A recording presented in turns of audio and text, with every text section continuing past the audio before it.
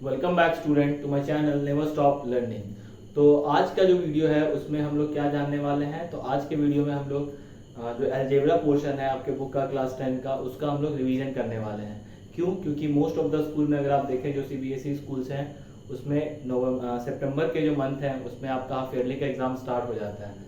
तो basically half yearly examinations का जो पोर्शन होता है उसमें करीबन अगर देखें तो 14 चैप्टर अगर हैं आपके बुक में, तो करीबन 7 से 8 चैप्टर हर स्कूल के पोर्शन में वो इंक्लूडेड रहता है। ठीक है, तो अभी जो हम लोग सीखने वाले हैं उसमें क्या होगा, हम लोग टोटल 4 चैप्टर्स को इंक्लूड किए हैं। ठीक ना, तो हम लोग इस पार्ट का हम लोग अभी क्या करने वाले हैं, रिवीजन करने वाले हैं।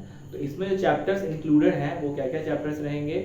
सबसे पहले अर्थमेटिक प्रोग्रेशन रहेगा, लीनियर इक्वेशन इन 2 वेरिएबल रहेगा, पॉलिनोमियल्स रहेगा और रियल नंबर्स रहेगा। तो ये चारों चैप्टर्स को हमने इंक्लूड करके एक वीडियो जो अभी मैं बनाने जा रहा हूँ। इसमें मोस्ट ऑफ द क्वेश्चंस जो हैं जो बहुत बार पूछे गए हैं, बोर्ड्स के पॉइंट ऑफ व्यू से भी काफ़ी ज़्यादा इंपॉर्टेंट है और काफ़ी बार पूछा गया हुआ है ये क्वेश्चंस जो मैं अभी आपको बताने जा रहा हूँ।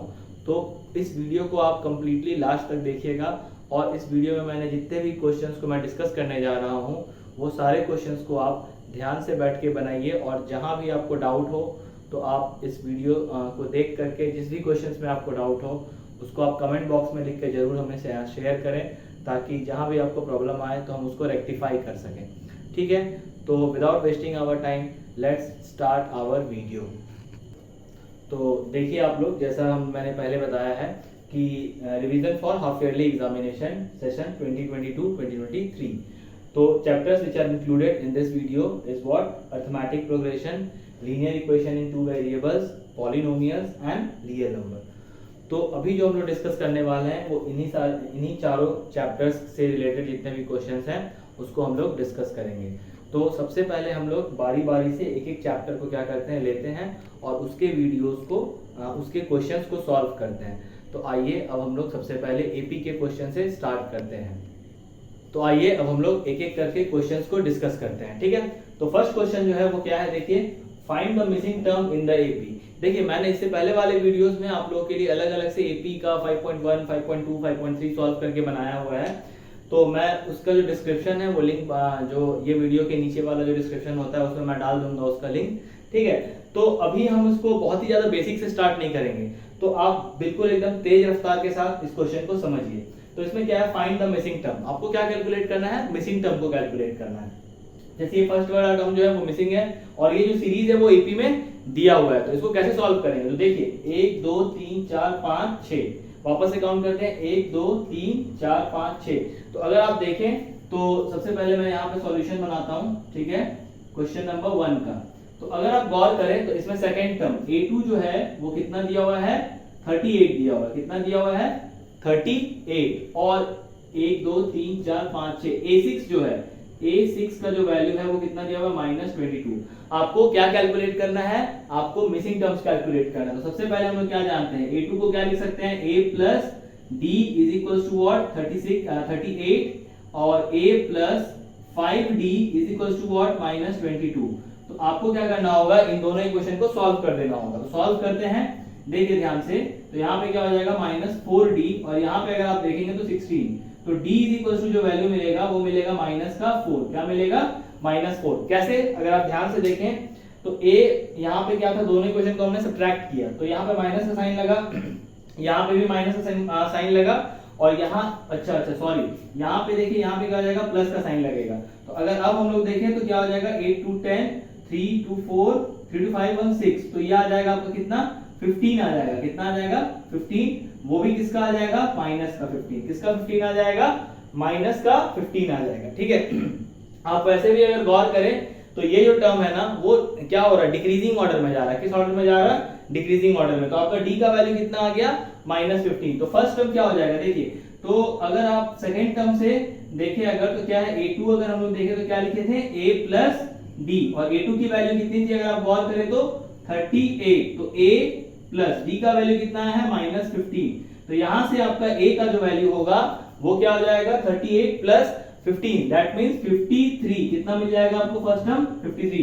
तो उस हिसाब से इसका आंसर कितना हो गया, 53। 53 में से आप कितना माइनस किए, 15 माइनस किए तो कितना आ गया 38। 38 में से आप 15 माइनस करेंगे तो कितना मिल जाएगा 23 में से अगेन आप 15 माइनस करेंगे तो कितना मिल जाएगा 8 में से अगेन आप कितना माइनस करेंगे 15 माइनस करेंगे तो कितना मिल जाएगा, जल्दी से बताइए, आपको मिल जाएगा -7 और -7 में से -15 माइनस करेंगे तो कितना मिल जाएगा -22। So the required AP will be 53, 38, 23, 8, -7 and -22।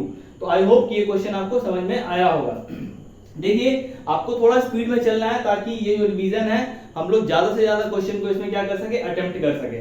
आइए नेक्स्ट क्वेश्चन को देखते हैं। In an AP given a = 7, second question का जो है मैं यहाँ पे सॉल्यूशन बना रहा हूँ। देखिए ध्यान से, in an AP a = 7, a का वैल्यू जो है वो कितना दिया हुआ है 7 दिया हुआ है, और a13 that means a plus 12d is equal to what 35 दिया हुआ है। आपको क्या फाइंड आउट करना है, d और s13 फाइंड आउट करना है। देखिए वापस से a का वैल्यू कितना 7, a13 का वैल्यू कितना 35। आपको क्या करना है, वैल्यू पुट अप करना है। देखिए ध्यान से, तो a का वैल्यू अगर हम लोग यहाँ 7 पुट करते हैं तो 7 + 12d is equal to how much, कितना 35। तो अगर 12d इक्वल टू कैलकुलेट करें तो 35 में से अगर हम लोग 7 को माइनस कर देंगे तो कितना मिल जाएगा आपको 28 मिल जाएगा। तो d बराबर क्या हो जाएगा 28/12। अगर आप इसको कैंसिल आउट करें तो 4 7 जा 28 और 4 3 जा कितना 12। तो d का वैल्यू कितना मिल गया आपको 7/3 मिल गया। आपको कितना मिल गया, d का वैल्यू 7/3। तो फर्स्ट आंसर तो आपका आ चुका है। सेकंड आंसर क्या करना है आपको, कैलकुलेट S13 का मतलब आपका जो नंबर ऑफ टर्म्स है इसमें वो कितना है 13 है। तो फॉर्मूला क्या होता है n/2, क्या होता है n/2 2a + n-1 और ब्रैकेट में d। तो उस हिसाब से हम लोग सॉल्व करते हैं इसको। 13 n का वैल्यू 13 ऑलरेडी यहाँ गिवन है, 13/2 2a का वैल्यू अगर आप देखें तो कितना है 7, तो 2 7 जा कितना हो जाएगा 14, कितना हो जाएगा 14 प्लस n-1, n कितना है अगेन आइए यहाँ पे 13 - 1 12 और d कितना है आपका 7/3, तो 7/3, तो 3 से 4 से कैंसिल आउट हो गया। अब आप देखिए ध्यान से यहाँ पे 13/2 और यहाँ पे क्या हो गया 14 प्लस 4 7 जा 28। I think I am getting very fast, so please आप थोड़ा ध्यान दीजिए, इसमें हम थोड़ा स्लो जाते हैं। यहाँ पे क्या किया हम लोगों ने, a के वैल्यू को पुट अप किया तो 7 था a का वैल्यू, 7 2 जा 14 और 9 - 1 दैट इज 13 - 1 12 और 7/3, तो 3 4 जा 12, 7 4 जा 28 प्लस 14। अगर आप इसको कैलकुलेट करेंगे तो कितना हो जाएगा 13/2 into 42। जब आप इसको कट करेंगे तो कितना हो जाएगा 13 1 जा 13, कैरी कितना 1, 13 2 जा 26 प्लस 1 273। तो S13 का जो वैल्यू आपको मिलेगा वो कितना मिल जाएगा 273। अब आइए नेक्स्ट क्वेश्चन नंबर 3 का सॉल्यूशन देखिए ध्यान से। तो अगला क्वेश्चन जो है उसमें क्या बोला गया है, फाइंड द कॉमन डिफरेंस। ये जो क्वेश्चन है ये जस्ट पिछले साल आया हुआ क्वेश्चन है, टर्म 1 का क्वेश्चन है, और ये जो क्वेश्चन है ये आपके 3 साल पहले बोर्ड में पूछा गया है, 18 में 15 में और 14 में, और उसके बाद ये 19 में भी पूछा गया क्वेश्चन है। अगर आप प्रीवियस ईयर क्वेश्चंस के थ्रू जाएंगे, करना है फाइंड द कॉमन डिफरेंस। यहां से आपको कॉमन डिफरेंस कैलकुलेट करना है। तो कॉमन डिफरेंस कैलकुलेट करने का तरीका क्या होता है भैया, जल्दी बताइए। कॉमन डिफरेंस कैलकुलेट करने का जो बेसिक फॉर्मूला है वो क्या होता है, देखते हैं ध्यान से। d बराबर फॉर्मूला क्या होता है a2 - a1, क्या होता है a2 - a1। तो सेकंड टर्म कितना दिया हुआ है देखेंगे ध्यान से, 1 - p/p, और फर्स्ट टर्म कितना है 1/p। अब यहाँ पे हम लोग क्या करेंगे, एलसीएम ले लेंगे। तो यहाँ पे क्या आ जाएगा वैल्यू, अगर आप गौर करें 1 से 1 कैंसिल, -p/p, तो p से p कैंसिल, यहाँ -1 आ गया। तो मतलब कॉमन डिफरेंस जो होगा वो कितना आ जाएगा -1 आ जाएगा। तो आइए अब हम लोग अगले क्वेश्चन की ओर चलते हैं। तो देखिए जो क्वेश्चन नंबर 4 है वो क्या दिया हुआ है, the 11th term of AP is -5, -5/2, 0, 5/2। तो आपके पास ये 4 टर्म्स दिए हुए हैं, आपको क्या फाइंड आउट करना है, इसमें आपको 11th टर्म फाइंड आउट करना है, ठीक है। तो इसको मैं यही सॉल्व करता हूँ, ठीक है, ध्यान से देखिएगा।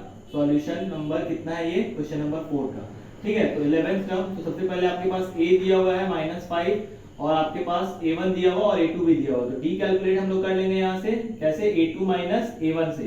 तो d बराबर क्या हो जाएगा, d is what common difference. यहाँ पे कॉमन डिफरेंस कैसे निकालेंगे, तो अगर आप ध्यान से देखें तो -5/2 -5। तो अगर आप ध्यान से देखेंगे तो ये क्या हो जाएगा -5/2, माइनस प्लस 5। अब आप आगे देखिए ध्यान से, तो अगर आप इसको सॉल्व करेंगे तो क्या आ जाएगा 2 यहाँ पे आएगा और यहाँ पे हो जाएगा 5 2 10, दैट मींस 5/2। तो d का जो वैल्यू आया वो कितना आया, 5/2 आया। ठीक है, अब हम लोग को क्या कैलकुलेट करना था, a11। तो a11 को कैसे कैलकुलेट करेंगे भैया, देखिए जल्दी से, a11 that means a + 10d। ठीक है, एक लाइन में बनने वाला क्वेश्चन है ये। a का वैल्यू कितना, -5, 10 d का वैल्यू कितना, 5/2। तो 2 5 जा कितना, 2 5 जा 10, तो 5 5 जा 20, 20 - 5 इज हाउ मच, 20। तो a11 का जो वैल्यू आएगा वो कितना आ जाएगा, 20 आ जाएगा। कैसे आया, अगर आप d का वैल्यू देखें तो 5/2 था, 2 से हम लोगों ने 10 को कैंसिल आउट कर दिया तो 5 आया। तो 5 5 जा 25, 25 - 5 हम लोग करेंगे तो कितना मिल जाएगा, 20 मिल जाएगा। ठीक है, तो यहाँ पे जाके आपका क्वेश्चन नंबर 4 जो है वो खत्म हो जाता है। क्वेश्चन नंबर 5, आपको इन सब क्वेश्चन में मुश्किल से 1 से 1.5 मिनट लगना चाहिए सॉल्व करने में, ताकि आपका जो स्पीड है एग्जाम में, जो लिखने का तरीका है, उसमें आपके पास इतना अमाउंट ऑफ टाइम बचे जिससे कि आप रिवीजन कर सके क्वेश्चन को, एक बार वापस से पूरे आंसर शीट को आप एक बार रिवाइज कर सके।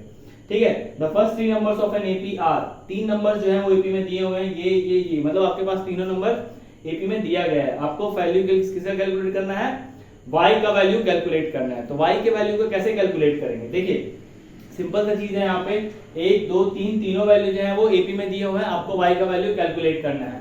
तो सबसे पहले हम लोग क्या करेंगे, कॉमन डिफरेंस यहाँ निकाल लेंगे। तो a2 - a1 is equal to what, a3 - a2। मतलब अगर आप इसमें से इसको घटाएंगे और इसमें से इसको घटाएंगे तो दोनों का जो वैल्यू है वो सेम आएगा। वापस से सुनिए मैंने क्या बोला, अगर आप इस वाले में से इस टर्म को घटाएंगे और इस वाले में से इस टर्म को घटाएंगे तो आंसर सेम आना चाहिए। क्यों, क्योंकि कॉमन डिफरेंस सेम ही होगा।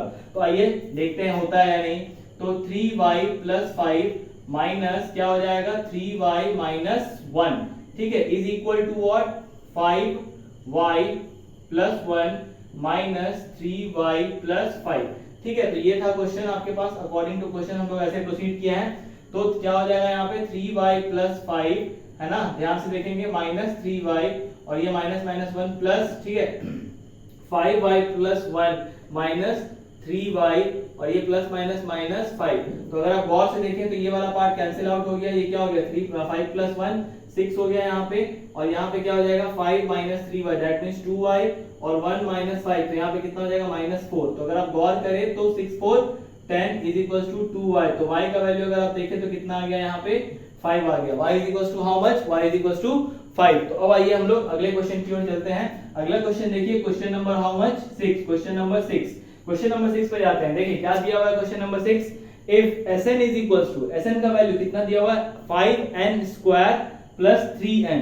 क्या दिया हुआ है क्वेश्चन में कि Sn का वैल्यू जो है वो 5n² + 3n है। देन आपको क्या कैलकुलेट करना है, nth टर्म कैलकुलेट करना है। क्या कैलकुलेट करना है, nth टर्म।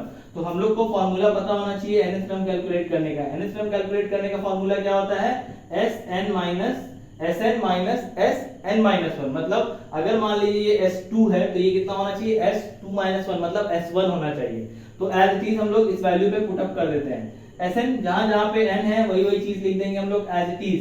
तो 5n² और प्लस कितना हो जाएगा यहाँ पे 3n। अब यहाँ देखिए जहां पे n था वहां पे हम लोग क्या करेंगे, n - 1 पुट अप करेंगे। देखिए ध्यान से, 5n - 1 का होल स्क्वायर और यहाँ पे क्या हो जाएगा, प्लस 3n - 1 कर दीजिए आप। ठीक है, बस अब इसको हम लोग को सॉल्व करना है। देखिए एक लाइन में सॉल्व होगा, ये 5n² प्लस 3n माइनस,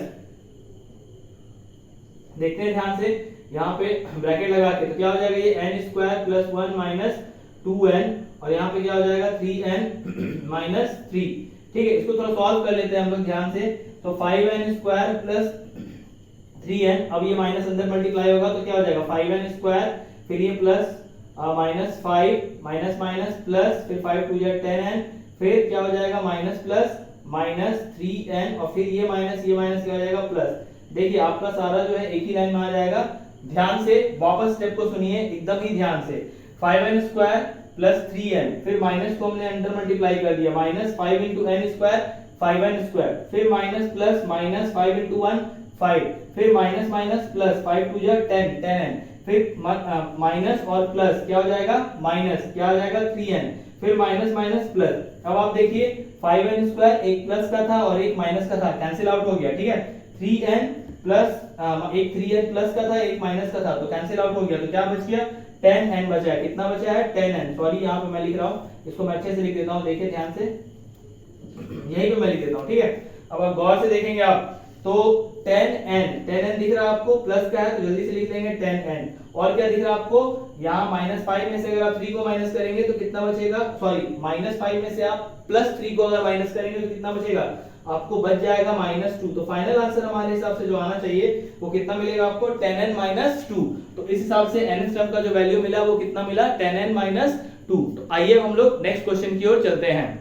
तो आइए अब हम लोग जो क्वेश्चन नंबर 7 है उसको देखते हैं। तो क्या दिया हुआ है, right the nth term of the AP 1/m, 1 + m/m 1 + m/m, 1 + 2m/m। तो इसमें हम लोग को क्या फाइंड आउट करना है, nth टर्म को फाइंड आउट करना है। सबसे पहले हम यहाँ पे क्या करते हैं, लिख लेते हैं क्वेश्चन के हिसाब से। तो सॉल्यूशन नंबर 7 मैं यहाँ बना रहा हूँ, देखेंगे आप लोग ध्यान से। तो देखिए सॉल्यूशन नंबर 7 में क्या है, सबसे पहले आपको a का वैल्यू लिखना है। a कितना दिया हुआ, फर्स्ट टर्म कितना दिया हुआ, देखिए ध्यान से 1/m दिया हुआ है, ठीक है। तो हम लोग यहाँ से d कैलकुलेट कर सकते हैं, अगर आप ध्यान से देखो तो d कैसे कैलकुलेट हो जाएगा, a2 - a1 से कैलकुलेट हो जाएगा, ठीक है। तो a2 का वैल्यू अगर आप देखें ध्यान से तो कितना दिया हुआ है, 1 + m/m माइनस क्या कर सकते हैं हम लोग, 1/m। अब ध्यान से देखिए, सबसे पहले आपके पास a था, कितना दिया हुआ था, 1/m, और उसके बाद d था, d कितना दिया हुआ था, d क्या होता है, a2 - a1, second term minus first term. तो d के वैल्यू को हम लोग यहाँ पे कैलकुलेट कर रहे हैं। तो बाय यूजिंग व्हाट, एलसीएम, यहाँ m इक्वल्स टू कितना हो जाएगा, 1 + m - m, ठीक है। तो यहाँ पे अगर आप ध्यान से देखें तो d का जो वैल्यू है वो कितना मिल रहा है आपको, 1 मिल रहा है। कैसे मिल रहा है 1, यहाँ 1 से -1 कैंसिल आउट हो गया तो m/m आया, तो कितना हो जाएगा वो 1 हो जाएगा। तो अब हम लोग को क्या कैलकुलेट करना है, nth टर्म। तो an का वैल्यू क्या हो जाएगा, a + n - 1 d। तो ठीक है, a का वैल्यू तो आपका 1/m था प्लस n आपको n ही रहने देना है -1, और d का वैल्यू आपको कितना मिल गया है, 1 मिल गया है। तो वैल्यू बस आपको पुट कर देना था। तो अब आप एलसीएम ले सकते हो, तो m यहाँ पे 1 हो जाएगा, यहाँ पे क्या हो जाएगा, n - 1, और ब्रैकेट में कितना मल्टीप्लाई हो जाएगा, m। तो अगर आप ध्यान से देखें तो क्या लिख सकते हैं, 1 + mn - 1, सॉरी -m/m, ठीक है। अगर आप गौर से देखें इसको वापस से एक बार, तो यही आपका आंसर होगा। देखिए बहुत ही ज्यादा इजी क्वेश्चन था ये। a का वैल्यू 1/m + n - 1 d का वैल्यू कितना था, 1 था। अब हमने क्या किया, एलसीएम ले लिया। तो जैसे आप m के टेबल में m एक ही बार में आया था, तो वैल्यू जो ऊपर का था वो एज इट इज लिख दिया, ठीक है। अब हम लोगों ने क्या किया, ऊपर में यहाँ 1 था तो हमने क्या किया, m से इसको मल्टीप्लाई कर दिया। तो जैसे आप m से मल्टीप्लाई करेंगे तो m × n कितना हो जाएगा, mn, m - 1 m। तो फाइनली ये कितना मिल गया आपको, 1 + mn - m/m। अब आइए क्वेश्चन नंबर हम लोग कौन सा देखते हैं, क्वेश्चन नंबर 8 देखते हैं, ठीक है। तो क्वेश्चन नंबर 8 का सॉल्यूशन देखेंगे। क्या है, find the 9th term from the end of the AP.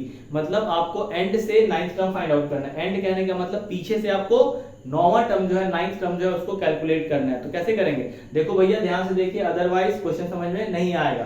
तो आप बहुत ही ज्यादा आराम से इसको देखें। क्या है, देखिए 185 को अगर हम लोग मान लेते, लिख लेंगे यहाँ पे, let the first term, let a equals to what, 185। तो 185 को आप क्या मान लेंगे, a मान लेंगे। उसके बाद अगर आप ध्यान से देखें तो क्वेश्चन को ही देखिए आप ध्यान से, अगर आप इधर की ओर जा रहे हैं तो कॉमन डिफरेंस कितने का मिल रहा है, 5 + 4 9, 9 + 4 13। तो जब आप पीछे से आगे की ओर जाएंगे तो कॉमन डिफरेंस क्या हो जाएगा, नेगेटिव हो जाएगा। तो अगर आप इधर से इधर की ओर चल रहे हैं तो +4 का मिल रहा है, तो जब आप इधर से इधर जाएंगे तो क्या मिल जाएगा आपको, -4। तो यहाँ हम लोग क्या लिख लेंगे, -4। अब आपको क्या कैलकुलेट करना है, 9th टर्म कैलकुलेट करना है। तो a9 निकालना है, तो आप डायरेक्ट यहाँ पे लिखेंगे a9 के फॉर्मूले के हिसाब से अगर हम लोग जाएं तो क्या हो जाता है, a + 8d। a का वैल्यू कितना, 185 + 8d, मतलब 8 में कितना मल्टीप्लाई करना है, -4 का। तो 185 - 32, तो 5 में से 2 गया तो कितना बच जाएगा, जल्दी बताइए एक बार ध्यान से। 5 - 2 is how much, 5 - 2 is 3, 18 - 13 is how much, 18 - 3 is 15, ठीक है। वापस एक बार कैलकुलेट कर दीजिए, 3 2 5 5 3 8, ठीक है। 153 153 जो हो जाएगा, इसका आंसर आ जाएगा। a9 जो है वो आपको कितना मिल जाएगा, 153 मिल जाएगा, ठीक है। तो अब आइए क्वेश्चन नंबर 9 देखते हैं। क्वेश्चन नंबर 9 पे ध्यान से जाएंगे। क्वेश्चन नंबर 9 क्या है, if the 17th term of AP exceeds its 10th term by 7, if the 17th term of AP exceeds its 10th term by 7, find the common difference। बहुत ही आसान क्वेश्चन है। क्या बोला गया है कि 17वां टर्म जो है AP का, वो उसके 7वें टर्म दैट इज A7 से कितना, सॉरी उसके 10वें टर्म से, ध्यान से देखें यहाँ पे क्या बोला है, AP whose 17th term of AP exceeds its 10th term, 10th term मतलब यहाँ पे कितना हो जाएगा a 10, कितना ज्यादा है उससे 7 ज्यादा है। एक बार वापस से क्वेश्चन को पढ़ते हैं। If the 17th term of an AP exceeds its 10th term by 7, find the common difference। exceed कर जाना मतलब बढ़ जाना, तो जो 17वां टर्म है वो 10वें टर्म से कितना ज्यादा है, 7 ज्यादा है। तो आपको क्या कैलकुलेट करना है, कॉमन डिफरेंस। a 17 को क्या लिख सकते हैं हम लोग, a plus 16d लिख सकते हैं, और a 10 को क्या लिख सकते हैं, a plus 9d लिख सकते हैं, और इक्वल टू कितना दिया हुआ है 7। कैलकुलेट क्या करना है आपको, कॉमन डिफरेंस। तो जल्दी से देखते हैं, a plus 16d minus a minus 9d is equals to how much, 7। a से a cancel, 16 minus 9 7d is equals to 7। तो यहाँ पे d equals to कितना मिल जाएगा आपको, 1 मिल जाएगा। क्या मिल जाएगा, d is equals to 1। देखेंगे ध्यान से, d is equals to कितना मिल गया आपको, 1 गया। therefore कॉमन डिफरेंस जो था, आपसे कॉमन डिफरेंस पूछा गया था, वो कितना आ गया, 1 आ गया। अब आ जाइए क्वेश्चन नंबर 10। क्वेश्चन नंबर 10 देखेंगे, डिटरमाइन द एपी, पूरा एपी कैलकुलेट करना है इसमें, whose third term is 16। आपके पास देखिए A3 जो है वो कितना दिया हुआ है, 16 दिया हुआ है, और क्या बोला है, and 7th term exceeds the 5th term by कितना, 12। तो जो 7वां टर्म है that is A7 minus A5 is equals to how much, 12। क्या बोला गया है, 7वां टर्म जो है वो 5वें टर्म से कितना ज्यादा बड़ा हो गया है, 12 बड़ा है। तो देख लेते हैं इसको जल्दी से फटाक से। A7 मतलब A plus 6D इज, और उसके बाद से minus A plus 4D is equals to 12। तो आप जैसे ही देखेंगे तो यहाँ पे क्या आ जाएगा, a plus 6d minus a plus minus minus 4d is equal to 12। a से a cancel, 6 minus 4d is equal to how much, 2d। 2d equals to what, 12। 2 6 जा 12, तो d इज इक्वल टू कितना मिल गया आपको, 6 मिल गया। तो आपको a3 आपके पास ऑलरेडी गिवन है, a3 के पास आपके पास ऑलरेडी गिवन है, तो a3 इज इक्वल टू क्या होता है, a plus 2d। और आप ध्यान से देखिए a3 का वैल्यू कितना दिया हुआ है, 16 दिया हुआ है, तो a3 को हम लोग क्या लिख सकते हैं, a plus 2d। तो अब आपके पास a कैलकुलेट करना है, तो कैसे करेंगे, a plus 2 into 6 बराबर 16। तो आप अगर 2 6 जा 12, 12 को आप इस साइड शिफ्ट कर दीजिए तो कितना आ जाएगा, 16 minus 12 is equals to a। That means कितना निकल गया, a का वैल्यू 4 निकल गया। कितना निकल गया, 4। 16 minus 12 equals to a। तो a का जो वैल्यू है वो कितना मिल गया आपको, 4 मिल गया। ठीक है, तो a से आपका स्टार्ट हो जाएगा AP। तो AP क्या हो जाएगा आपका, 4 से स्टार्ट होगा। कहां से स्टार्ट होगा, 4 से। D कितना है आपका, 6। तो 4 plus 6 कितना, 10। 10 plus 6 16। 16 plus 6 22। So the AP will be 4 10 16 22। ठीक है, और उसके बाद अगर आप और आगे जाना चाहें तो 22 के बाद कितना हो जाएगा, 28 हो जाएगा। अब देखिए 7वां टर्म बोला था, 5वें टर्म से 12 ज्यादा है, ऑब्वियसली ज्यादा होगा ना। देखिए अगर इसके बीच का आप देखें तो 12 का डिफरेंस आ रहा है ना, तो इसका मतलब जो दो टर्म के बीच का डिफरेंस होगा ऑलवेज कितना होगा, 12 होगा। तो इस हिसाब से हम लोग ने कितने क्वेश्चन सॉल्व किए, अभी 10 क्वेश्चन सॉल्व किए हैं, और आगे अभी क्वेश्चन सॉल्व करेंगे। तो आइए अब हम लोग देखते हैं नया क्वेश्चन। तो आइए अब हम लोग अगले क्वेश्चन की ओर चलते हैं। तो अगला क्वेश्चन देखिए क्या दिया हुआ है, find the middle term of the AP 7 13 19 247। तो आपको इस AP का क्या करना है, मिडिल टर्म निकालना है। तो मतलब जो बीच वाला टर्म क्या होगा इस पूरे कंप्लीट AP का। तो सबसे पहले हम लोग इस क्वेश्चन को यहाँ सॉल्व करते हैं, देखते हैं क्या आता है।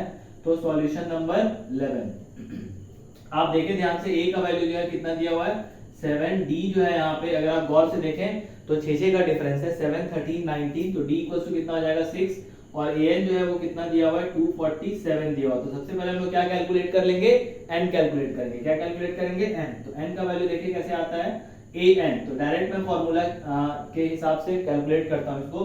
तो an का value 247 is equals to a, that means 7 plus n minus 1। d का वैल्यू कितना 6। तो अगर आप देखें तो ये कितना हो जाएगा 240। 240 बोलिए कैसे हुआ, 240 ऐसे हुआ कि 7 इससे माइनस हो गया। ठीक है, तो कितना आ जाएगा 240, 240, और यहाँ पे क्या आ जाएगा n माइनस 1 और 6। अब आप अगर ध्यान से देखें तो 6 से हम लोग इसको कैंसिल आउट कर सकते हैं। तो 6 4 जा 24। तो इसका मतलब n का जो वैल्यू है वो कितना आ गया, आप अगर देखें तो 41 आ गया। कितना आ गया 41, और n क्या है यहाँ पे ऑड है। तो मिडिल टर्म निकालने के लिए क्या करना पड़ेगा, n प्लस 1th बाई 2।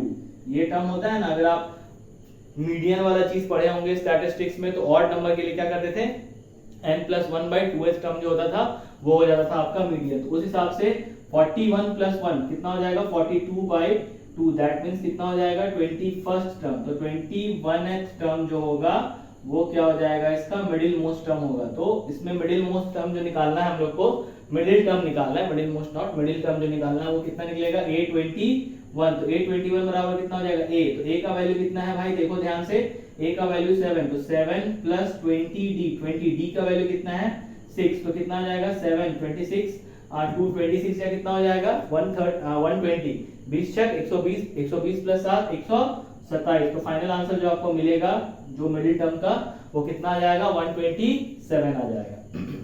अब आइए अगला क्वेश्चन, जो क्वेश्चन नंबर 12 है उस पे ध्यान से देखते हैं उसका सॉल्यूशन को अच्छे से। तो देखिए तो क्या दिया हुआ है question number 12, the first term of an AP is -5, तो सबसे पहले आप क्या लिखेंगे a का वैल्यू लिखेंगे -5, उसके बाद लास्ट टर्म an का वैल्यू जो है वो कितना दिया हुआ है 45, और क्या दिया हुआ है if the sum of the terms of the AP, if the sum of the terms of the AP is 120 then find the number of terms and the common difference, मतलब आपको सम भी दे दिया गया है, जो गिवन SN है वो भी दिया हुआ है कितना है 120, तो आपको क्या कैलकुलेट करना है find the number of terms and common difference. तो यहाँ पे आते हैं सबसे पहले, तो आपको पता है SN का एक फॉर्मूला होता है n/2a + an, तो ये वाला फॉर्मूला हम लोग यूज करके देखते हैं बनता है या नहीं। SN की जगह हम लोग कितना डाल देंगे 120 डाल देंगे = n/2, आपको n का वैल्यू पता नहीं है, a का वैल्यू अगर आप देखें तो कितना है -5 और an का वैल्यू देखें तो 45, तो अगर आप गौर से देखें तो क्या हो जाएगा 240, कैसे आया 240, 120 जो है वो क्रॉस मल्टीप्लाई हो गया 2 से, तो कितना आ जाएगा 240 हो जाएगा, और यहाँ पे अगर आप देखें तो कितना हो जाएगा 45 में से अगर आप 5 को माइनस करेंगे तो कितना मिल जाएगा आपको 40 मिल जाएगा, ठीक है, तो 40n, तो 0 से 0 कैंसिल, 4 6 से कितना हो जाएगा 24, तो n इक्वल टू कितना आ गया वैल्यू आपको 6 मिल गया, n इक्वल टू वैल्यू कितना मिल गया आपको 6 मिल गया है।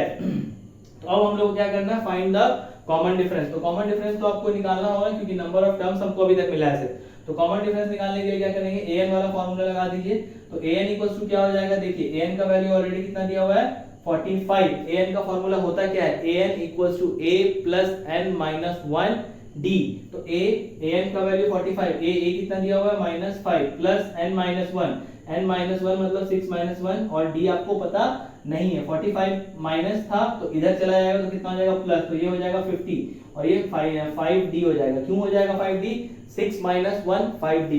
अब हम लोग क्या करेंगे 5 से इसको कैंसिल आउट करेंगे, तो d का जो वैल्यू मिलेगा आपको वो कितना मिल जाएगा 10 मिल जाएगा। तो देखिए आपको क्या मिला फाइनली क्वेश्चन से, आपको n = 6 मिला और d = कितना मिल गया है 10 मिल गया। तो अब आइए हम लोग अगले क्वेश्चन की ओर चलते हैं।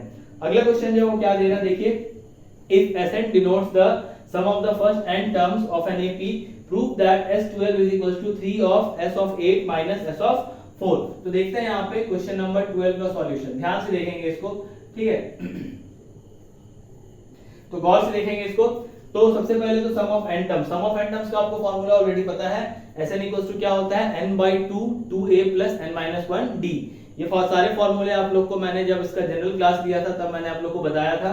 अब डायरेक्ट हम लोग अकॉर्डिंग टू क्वेश्चन प्रोसीड करेंगे। तो सबसे पहले हम लोग क्या निकालते हैं S4 निकालते हैं। S4 = क्या हो जाएगा 4/2 ब्रैकेट 2a + n, n कितना है भाई देख लो जल्दी, n है आपका 4, तो 4 - 1 कितना हो जाएगा 3d, ठीक है। अगेन आप मैंने इसको बहुत ही ज्यादा शॉर्ट कर दिया है, देखिए ध्यान से क्या हो जाएगा S4 S4 अगर गौर से देखें तो n/2 that means 4/2 bracket 2a तो ऐसा चीज रहेगा प्लस n - 1d, तो 4 - 1 कितना हो जाएगा 3, तो 3d हो जाएगा। तो ये 2 से 2 कैंसिल आउट हो गया, तो कितना मिल जाएगा आपको 2 2 जा 4a + 2 3 जा 6d, तो इसको मान लो आप इक्वेशन नंबर 1। अब आ जाइए S8 निकालते हैं। S8 क्योंकि S8 आपको चाहिए ना, बिल्कुल चाहिए, तो S8 को देखते हैं निकाल करके। S8 तो 8/2 अगेन 2a प्लस यहाँ पे 3d था क्योंकि S4 निकाल रहे थे, तो S8 निकालेंगे तो कितना हो जाएगा भाई 7d हो जाएगा। तो कैलकुलेट कर लेते हैं, 2 4 जा 8, 4 2 जा 8a और 4 7 जा 20, ओ माय गॉड 4 2 जा 8a 4 7 जा 28d। चलिए हो गया यहाँ से सेकंड इक्वेशन। अब हम लोग अकॉर्डिंग टू क्वेश्चन जाते हैं, S12 निकालते हैं। क्या निकालते हैं S12, तो S12 भी वैसे निकालेंगे, तो 12/2 2a + 11d क्या आ जाएगा 11d, क्यों आ रहा है 11 n - 1 है, तो 12 - 1 11, तो यहाँ पे कितना आ जाएगा वैल्यू देखेंगे ध्यान से, 2 6 जा 12, 6 2 जा कितना आ जाएगा 12a, और ध्यान से अगर आप देखें तो 6 + 11 कितना 11 6 जा 66d, तो ये हो जाएगा इक्वेशन नंबर 3। अब आपके पास तीनों इक्वेशन आ गया है। अब हम लोग अरेंज करके देखते हैं, तो S12 को हम लोग यही रखते हैं, तो कितना हो जाएगा 12a + 66d, ओ ठीक है। कोई बात नहीं, 12a प्लस 66d। वापस एक बार चेक कर लेते हैं 12 n बाई 12, तो 12 बाई 2, 2 6 या 12, 6 2 या 12, हाँ ठीक ही है। अब आगे देखते हैं इधर 3 ब्रैकेट में लेते हैं और चेक करते हैं वैल्यू। तो S8 का वैल्यू अगर आप देखें तो यहाँ दिया हुआ है, दैट मींस 8a प्लस 2 कितना 4 7 या 28d, यहाँ पे 8 छूट गया था, 28d, ठीक है।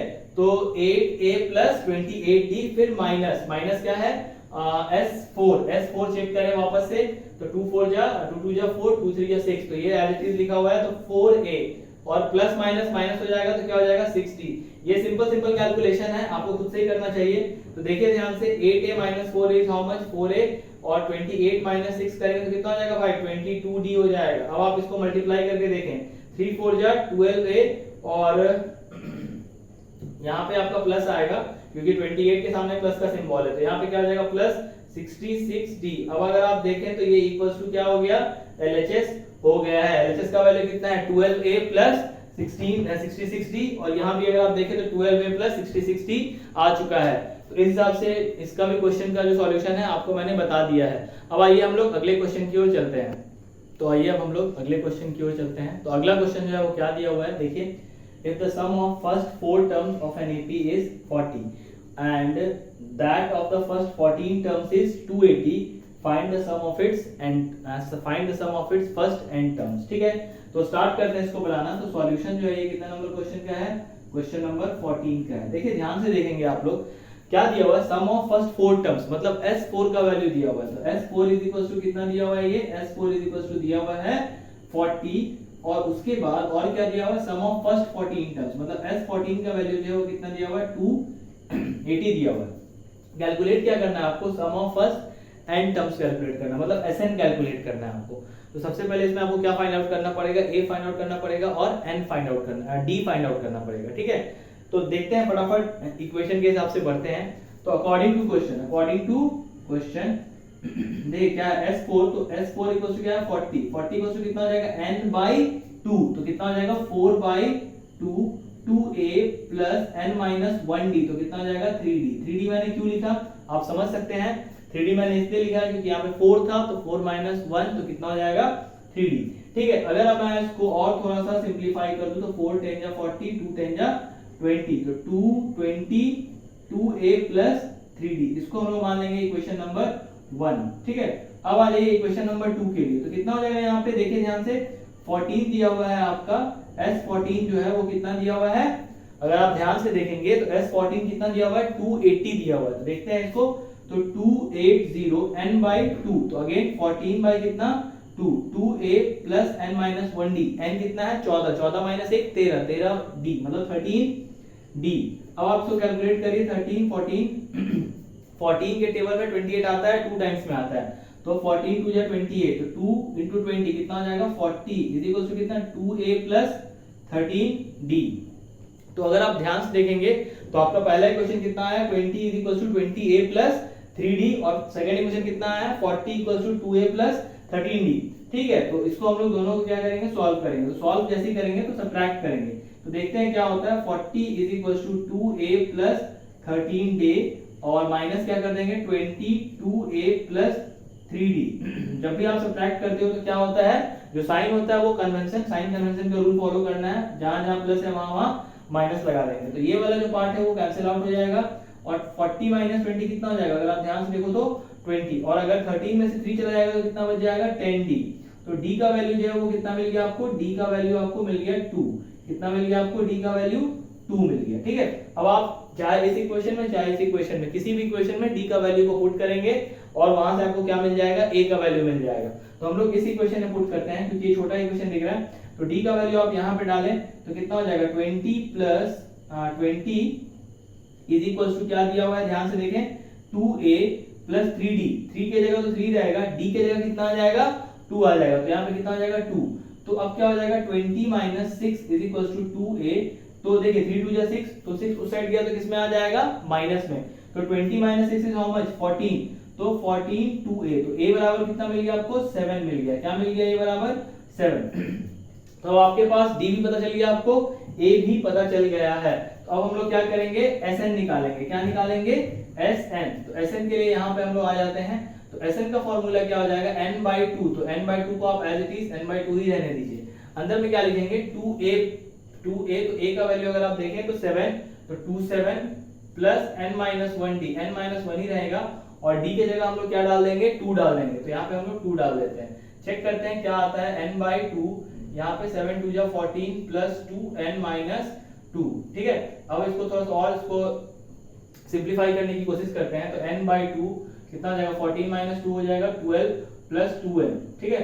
अब अगर आप अंदर इसको मल्टीप्लाई करेंगे तो ये n से इसमें मल्टीप्लाई हो जाएगा 12n/2, तो 2 6 जा 12 और यहाँ पे क्या हो जाएगा प्लस के साथ n/2 into 2n, तो 2 से 2 कैंसिल, तो कितना आ जाएगा फाइनली ये n², n into n कितना हो गया n² और प्लस कितना आ गया आपके पास 6n। तो फाइनल आंसर जो आपको मिला Sn का वो कितना मिला, अगर आप गौर से देखें तो फाइनल आंसर जो आपको मिल रहा है Sn का वो मिल रहा है n² प्लस 6n। तो ये वाला जो क्वेश्चन था वो बहुत ही आसान था, बस क्या था थोड़ा सा आपको इसमें दिमाग लगाना है, कैसे कैसे करके प्रोसीडिंग्स करना है। सबसे पहले हम लोग क्या करेंगे S4 कैलकुलेट करेंगे जहां से आपको एक इक्वेशन मिलेगा, फिर सिमिलरली S14 कैलकुलेट करेंगे जहां से आपको दूसरा इक्वेशन मिलेगा, फिर दोनों इक्वेशन को हम लोग सॉल्व करेंगे एलिमिनेशन मेथड से, तो आपको क्या मिल जाएगा d का और a का वैल्यू मिल जाएगा।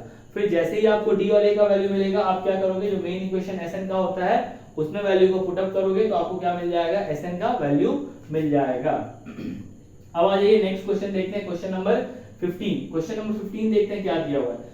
Ramkali would require ₹5000। रामकली एक औरत का नाम है जिसको कितना रुपए चाहिए 5000 रुपीज चाहिए for getting her daughter admitted in a school. उसको अपनी डॉटर को एडमिशन करवाना है स्कूल में आफ्टर ए ईयर, एक साल बाद, तो उसको कितना रुपए चाहिए 5000 रुपए चाहिए। तो उसने क्या किया सेविंग करना स्टार्ट करा है, सेविंग करना स्टार्ट किया कितने रुपए से ₹150 in the first month and increase her monthly by 50।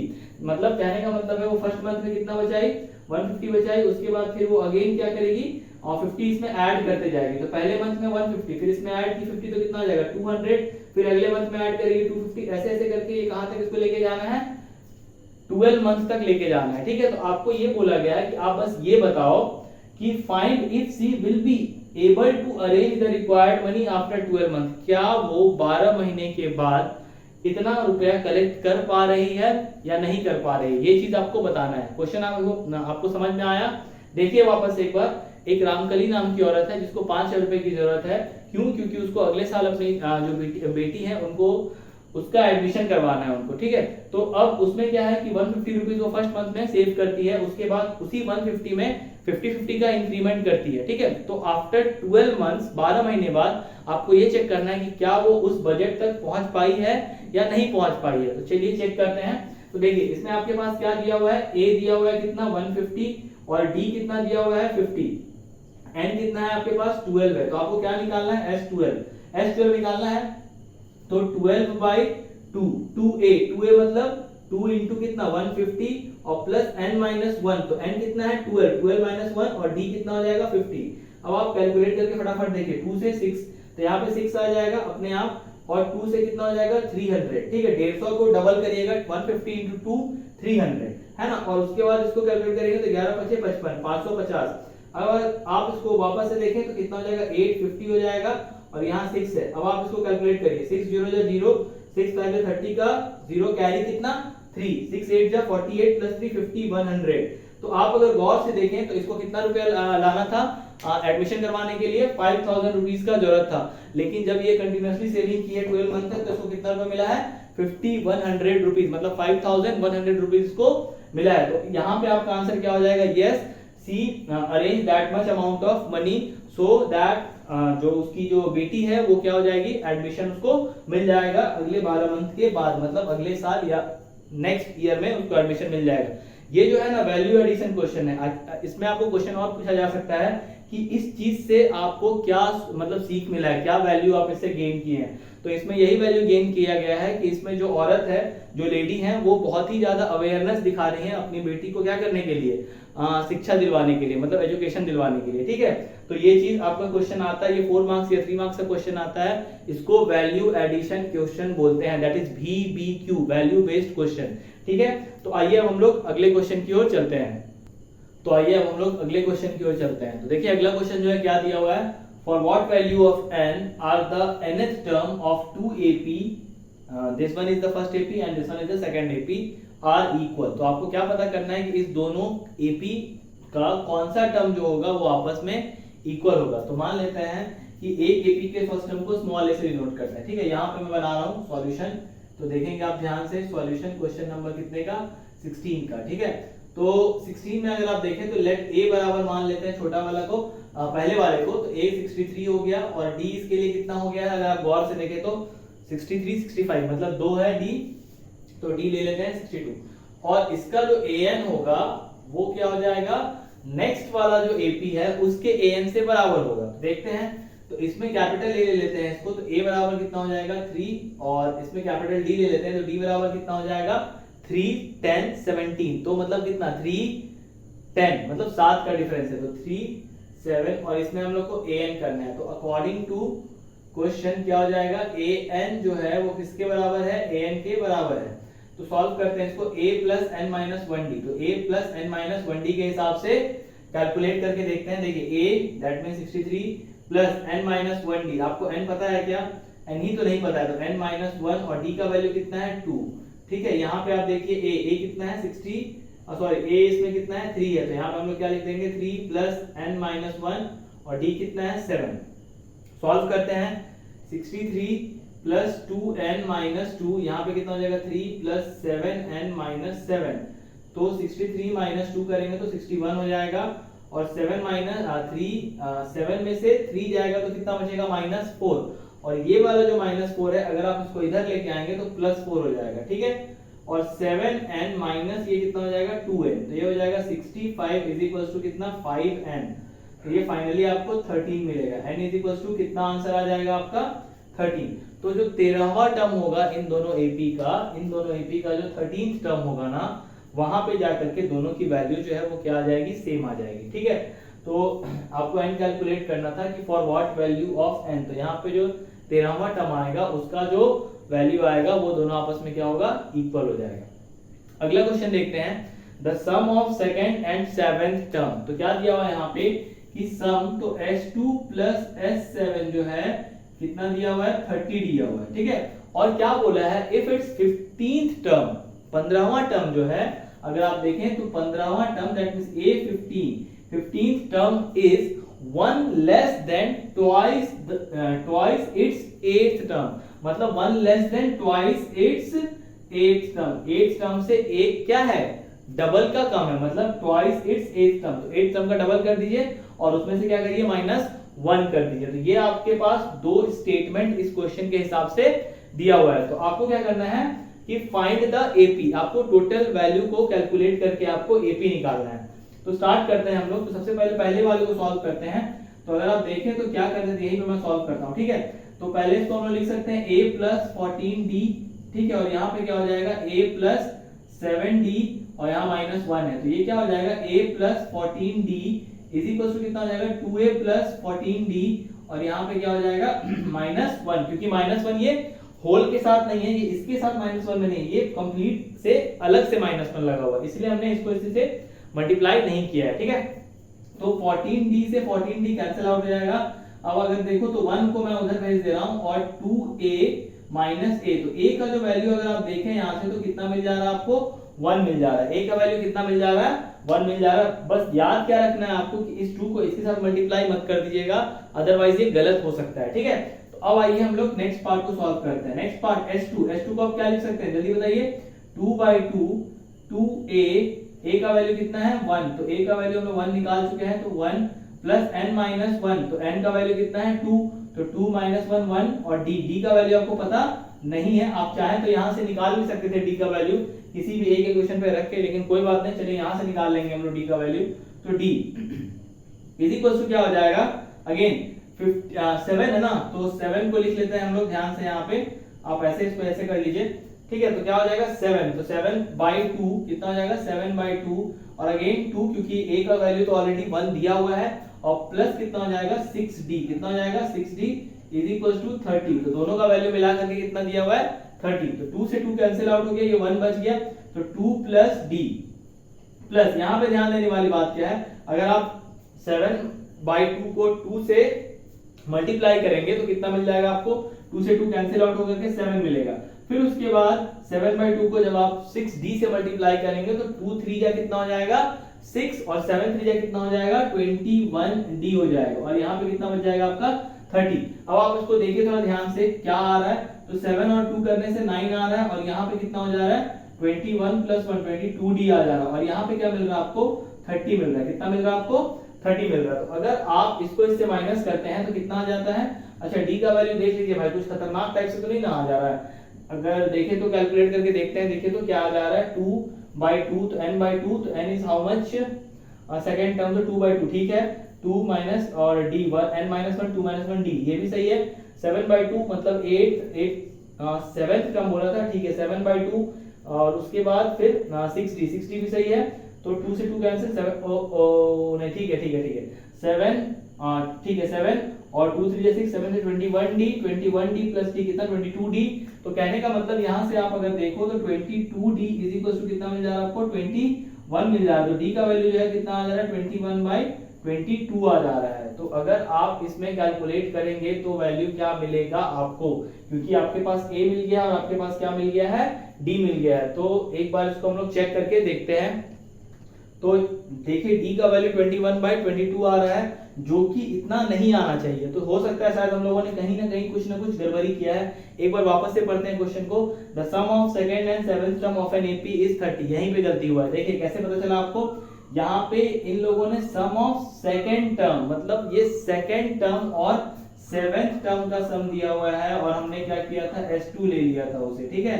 तो यहाँ पे आपको चेंज करना होगा, दैट मींस A2 प्लस क्या हो जाएगा A7 हो जाएगा और यही हम लोग का ब्लंडर मिस्टेक था।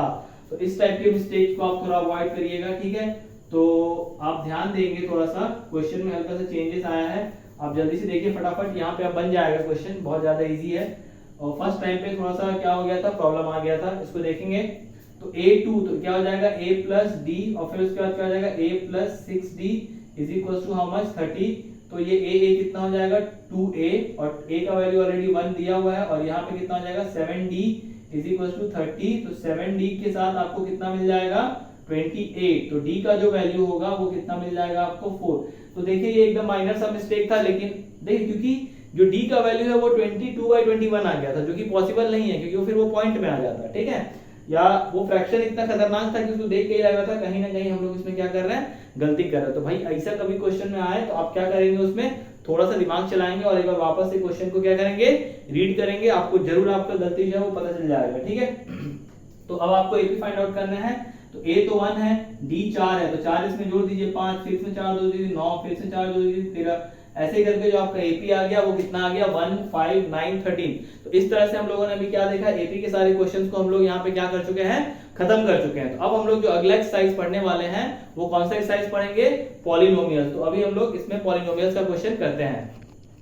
तो आइए अब हम लोग पॉलिनोमियल्स के वीडियो को स्टार्ट करते हैं, ठीक है। तो पॉलिनोमियल्स में जो क्वेश्चन हम लोगों ने लिया है उसको ध्यान से देखें। ये सारे क्वेश्चंस आपके लिए बहुत ही ज़्यादा इंपॉर्टेंट रहेंगे और ये जो है पूरे चैप्टर का रिवीजन पार्ट है। तो एक एक क्वेश्चन को आप ध्यान से देखिए और उसको कैसे मैं सॉल्व कर रहा हूँ, उस क्वेश्चन को किस तरह से कौन कौन से स्टेप को लिया जा रहा है, उस सारे पे आप बहुत ही ज़्यादा सिंसियरली उसको देखिए, ठीक है। तो बिल्कुल फोकस होकर के स्टार्ट करते हैं। तो फर्स्ट क्वेश्चन क्या है, find the zeros of the polynomial x² minus 3x minus m bracket में m प्लस 3। तो इसका सॉल्यूशन मैं यही बना देता हूँ। तो क्वेश्चन नंबर 1 का सॉल्यूशन, ठीक है। देखिए बहुत ही सिंपल है ये। आपके पास px की वैल्यू जो है वो दी हुई है, कितना दिया हुआ है x² minus 3x minus m bracket m plus 3, ये चीज दिया हुआ है। सबसे पहले हम लोग क्या करेंगे, px को ऐसे ही इसको थोड़ा ब्रेक करेंगे। तो x² minus 3x minus m² minus 3m। अगर आप गौर करें तो आपके पास ये एक इक्वेशन आ गया है। अब हम लोग इसको क्या करेंगे, एक साथ थोड़ा सा अरेंजमेंट करेंगे। तो देखिए ध्यान से, आप इसको चाहो तो ऐसे लिख सकते हो x² minus m² minus 3x minus 3m। अब आप a² माइनस b², तो इसको a माइनस b और a प्लस b के फॉर्म में लिख सकते हैं, ठीक है। सिंपल आइडेंटिटीज लगाया मैंने, a² b², a² minus b² क्या होता है a minus b and a plus b। अब यहाँ से आप अगर -3 कॉमन लेते हो तो यहाँ पे क्या हो जाएगा x प्लस m, ठीक है। अब यहाँ भी x प्लस m है, यहाँ भी x प्लस m है। तो अगर हम इसको कॉमन करें तो क्या हो जाएगा x प्लस एम ब्रैकेट के बाहर, और अंदर क्या बच जाएगा x माइनस एम, और ये वाला क्या बच जाएगा -3।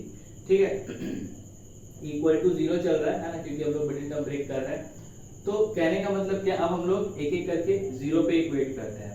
तो x plus m equal to 0, तो ये कितना हो जाएगा, x का वैल्यू यहाँ पे आपको क्या मिल जाएगा -m मिल जाएगा। तो पहला 0 कितना मिल गया आपको, x is equal to -m।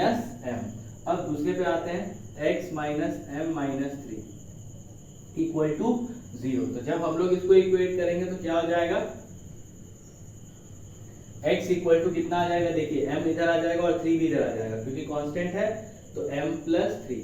तो दूसरा 0 जो आपको मिलेगा वो क्या मिलेगा, m प्लस 3। तो पहला 0 आपको क्या मिला -m, और दूसरा 0 कितना मिला, m प्लस 3 मिला। अब आइए सेकंड क्वेश्चन। सेकंड क्वेश्चन क्या दिया हुआ है, if alpha and beta are the zeros of the polynomial, ये जो है पॉलिनोमियल के लिए लिखा हुआ है, 5x square minus 7x plus 2, then find the sum of their reciprocals. देखिए रेसिप्रोकल्स टाइप के जो क्वेश्चन है ना, बहुत ज़्यादा बार पूछा गया बोर्ड में, तो इस टाइप के क्वेश्चन को आप बार बार प्रैक्टिस करिए। तो इसको भी मैं यहाँ सॉल्व करता हूँ, क्वेश्चन नंबर 2 को। देखिए सबसे पहले अल्फा बीटा दिया हुआ है, तो सबसे पहले आप पॉलिनोमियल लिख लो।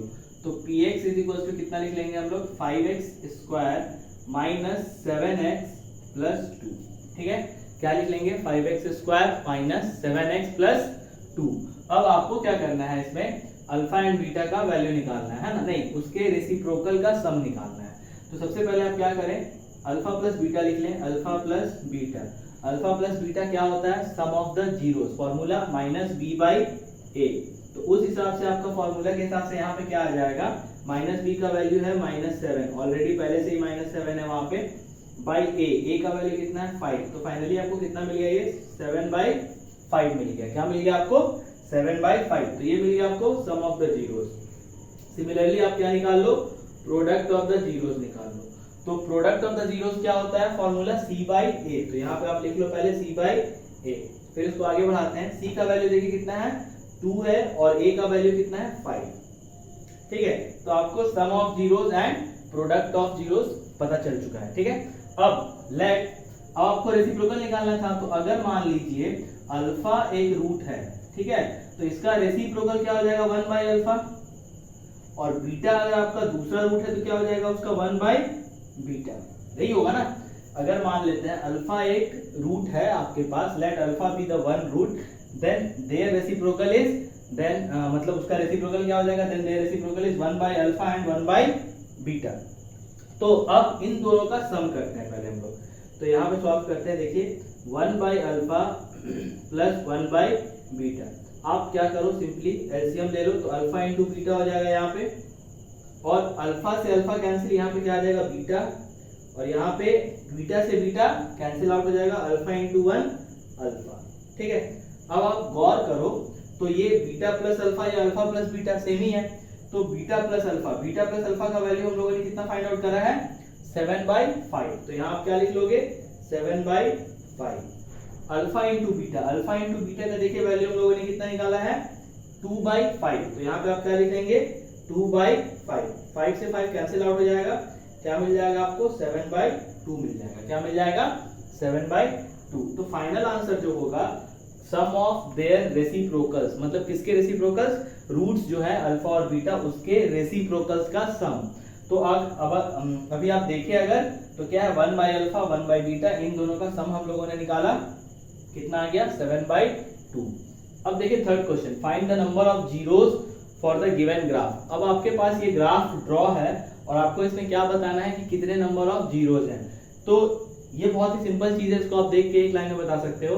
जो भी कर्व जो है, ये px मान के चलिए कर्व है, वो x एक्सिस को कितने पॉइंट पे कट कर रहा है। तो अगर आप देखो तो ये कंप्लीट लाइन जो है ये y एक्सिस का है, और ये जो लाइन है वो किसका है, x एक्सिस का है। ठीक है, तो अगर आप x एक्सिस की लाइन पे देखो तो सिर्फ एक कट यहाँ मिल रहा है ना, इंटरसेक्ट कहाँ पे कर रहा है, एक पॉइंट पे कर रहा है, बाकी वो यहाँ पे 4 पॉइंट पे किसको इंटरसेक्ट कर रहा है, y एक्सिस को इंटरसेक्ट कर रहा है। तो इसमें हम लोग को देखना किसको था, x एक्सिस को।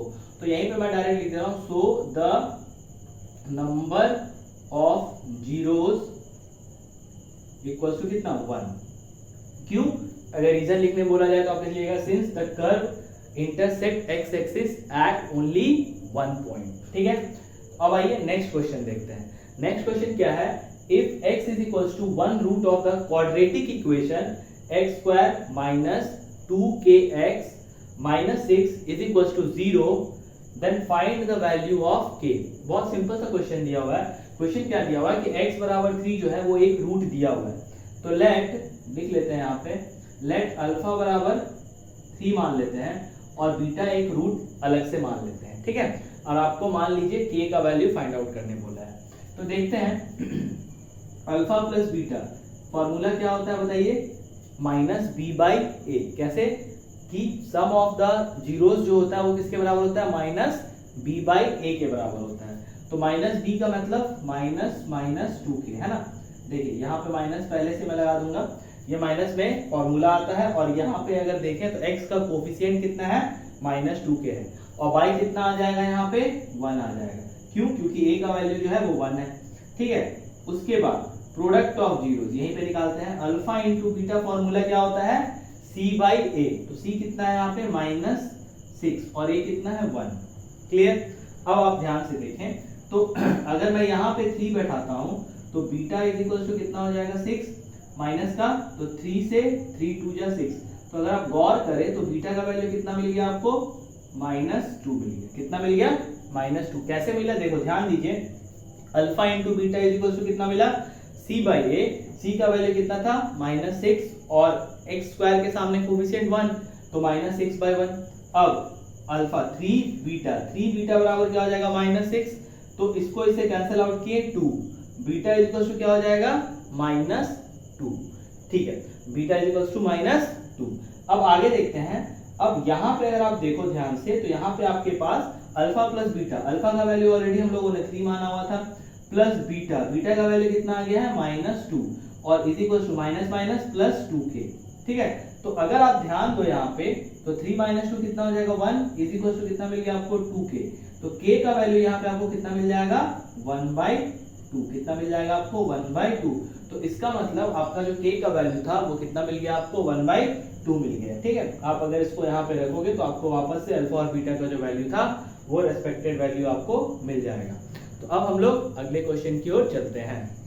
तो आइए अब अगला क्वेश्चन देखते हैं। Find the value of k such that the polynomial x square minus k plus 6x plus 2 bracket 2k minus 1 has the sum of its zeros equal to half of their product। बहुत ही ज़्यादा important question है और थोड़ा सा twist किया हुआ question है। ठीक है, तो बहुत ही अच्छे से ध्यान दीजिएगा, नहीं ध्यान दीजिएगा तो बस खत्म कहानी है।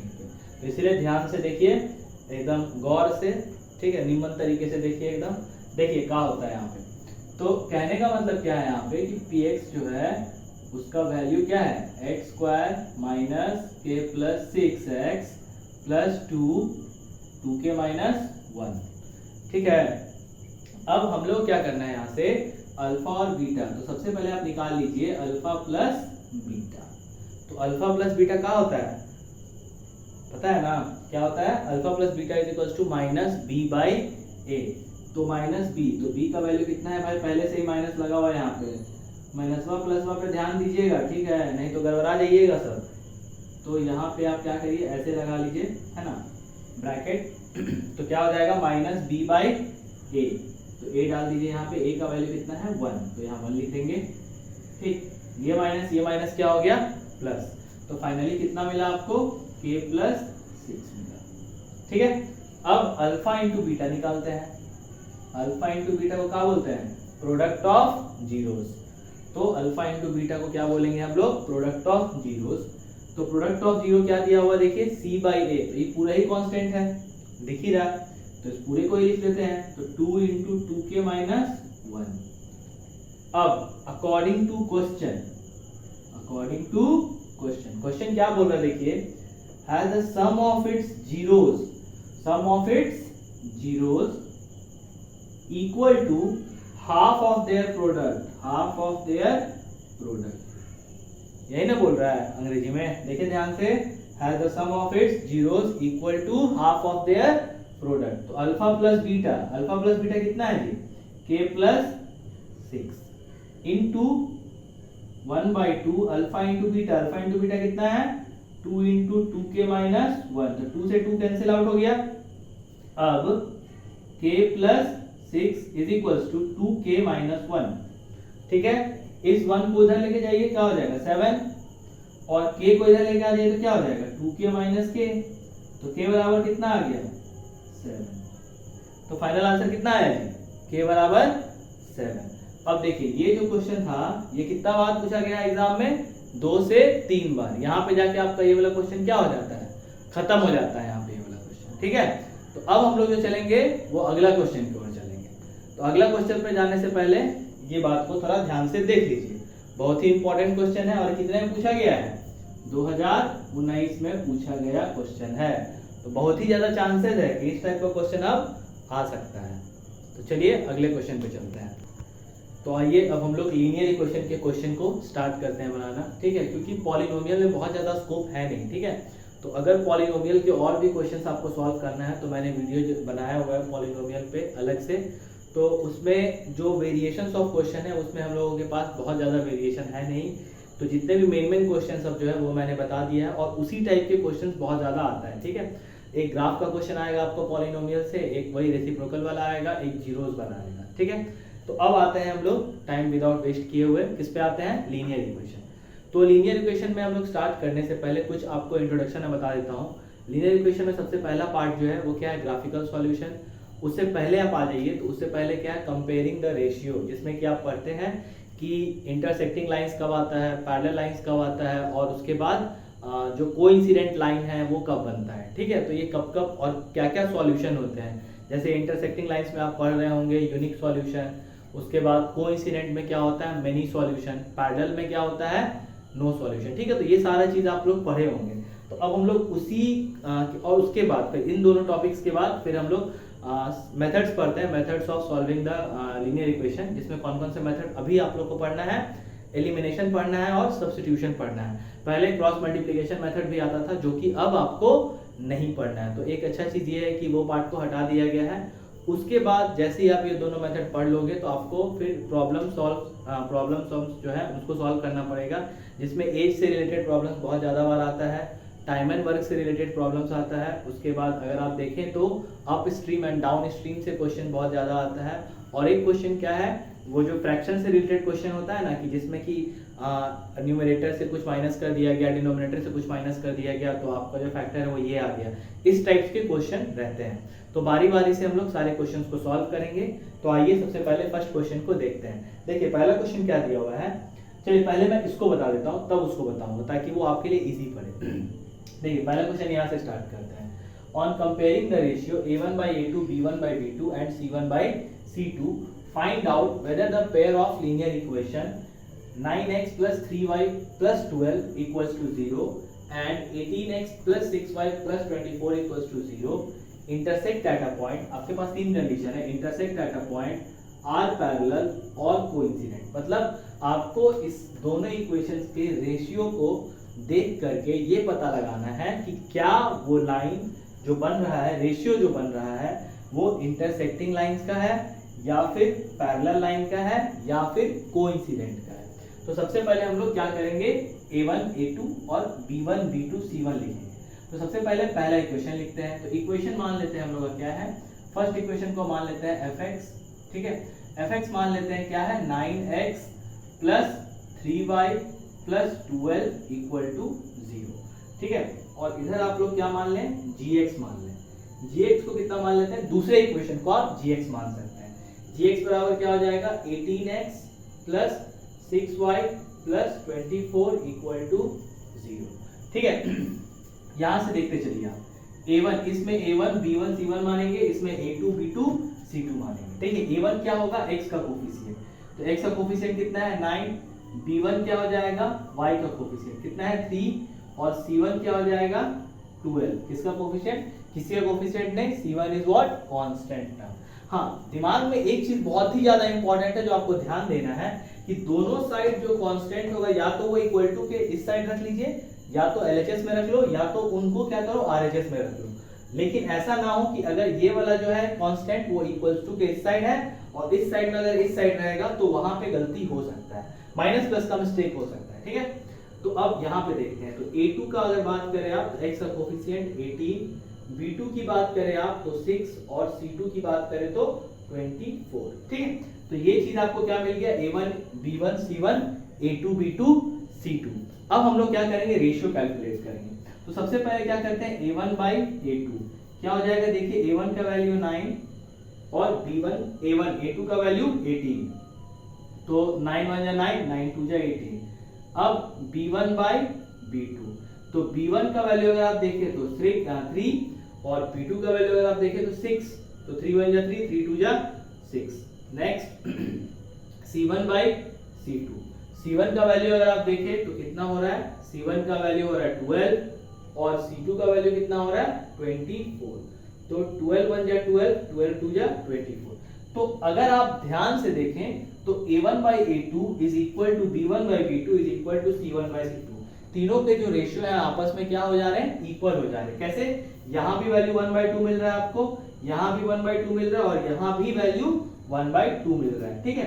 तो इसके लिए कंडीशन क्या हो जाएगा कि a1 by a2 equals to b1 by b2 equals to c1 by c2, और ये जो है ये किसका कंडीशन है बताइए, मेनी सॉल्यूशन का कंडीशन है। किसका कंडीशन है, मेनी सॉल्यूशन, मतलब इनफाइनाइटली मेनी सॉल्यूशन भी आप लिख सकते हो, मेनी सॉल्यूशन एंड कौन सा line, coincident line, coincident CIE होगा यहाँ पे, इंसिडेंट लाइन है ना, कोइंसिडेंट लाइन का।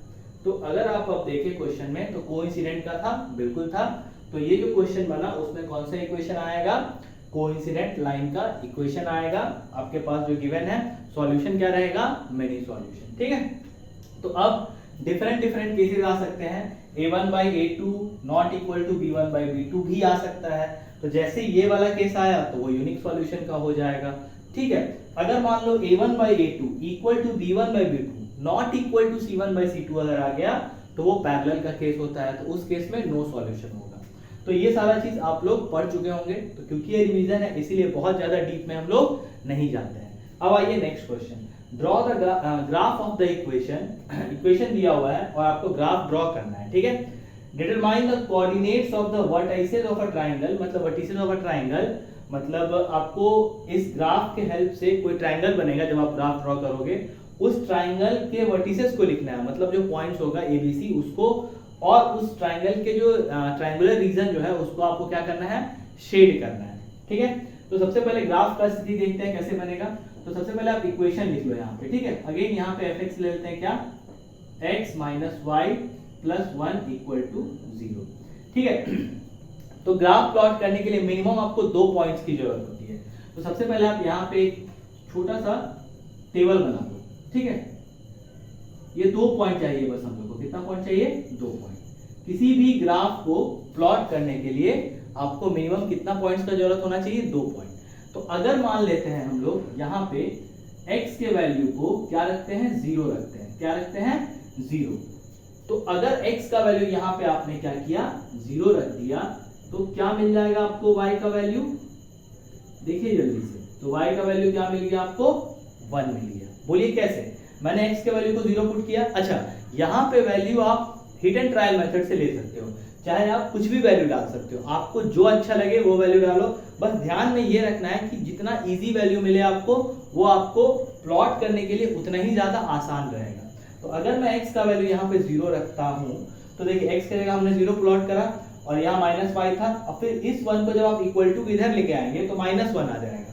तो -y -1, तो माइनस से माइनस कैंसिल, तो y का वैल्यू कितना मिल गया आपको, 1 मिल गया, ठीक है। अब आप एक काम करो, y के वैल्यू को 0 रखो, ठीक है। तो y के वैल्यू को जैसे ही हम लोग 0 रखेंगे तो x - 0 इज इक्वल टू -1, तो x बराबर क्या मिल जाएगा आपको, -1। तो यहाँ पे -1। तो देखिए गौर करिए आप, यहाँ पे आपको 2 पॉइंट मिल गया। एक पॉइंट क्या है, 0 1, और दूसरा पॉइंट क्या है, -1 एंड 0। 2 पॉइंट मिल गया। ये हो गया हम लोग के लिए फर्स्ट इक्वेशन का पॉइंट, ठीक है। सेकेंड इक्वेशन के लिए भी कर देते हैं। तो सेकेंड इक्वेशन क्या है उसको देखिए, 3x + 2y, अच्छा इसको हम इधर लेके लिख सकते हैं पहले ताकि आपको सॉल्व करने में आसानी हो।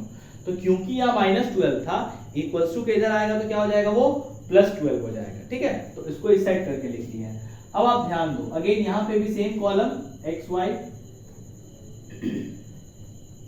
अब अगेन सिंपल सा चीज करेंगे, x को आप क्या कर लो, देखो बहुत ही आसान है।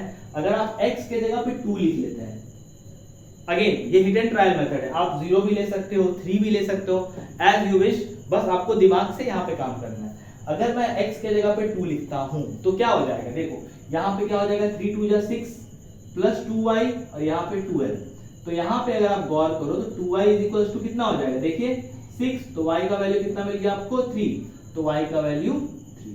तो एक पॉइंट तो आपको मिल गया। अब आ जाएंगे नेक्स्ट, अगर x के वैल्यू को 4 लेते हैं, सपोज कितना लेते हैं हम लोग, 4, तो x के वैल्यू का 4 ले लो। ठीक है, तो जैसे ही 4 3 जा 12 और plus 2y is equal to 12, तो 2y इज इक्वल टू कितना हो गया, 0, तो y बराबर क्या हो जाएगा, 0। क्या हो जाएगा, y बराबर 0 हो जाएगा, है कि नहीं। देखिए यहाँ पे क्या था, आपने x के वैल्यू पे 4 पुट करा, तो 4 3 जा 12, 12 को जब आप इधर लेके आओगे तो 12 - 12 0, और 0 से समथिंग डिवाइड होगा तो 0 ही हो जाएगा।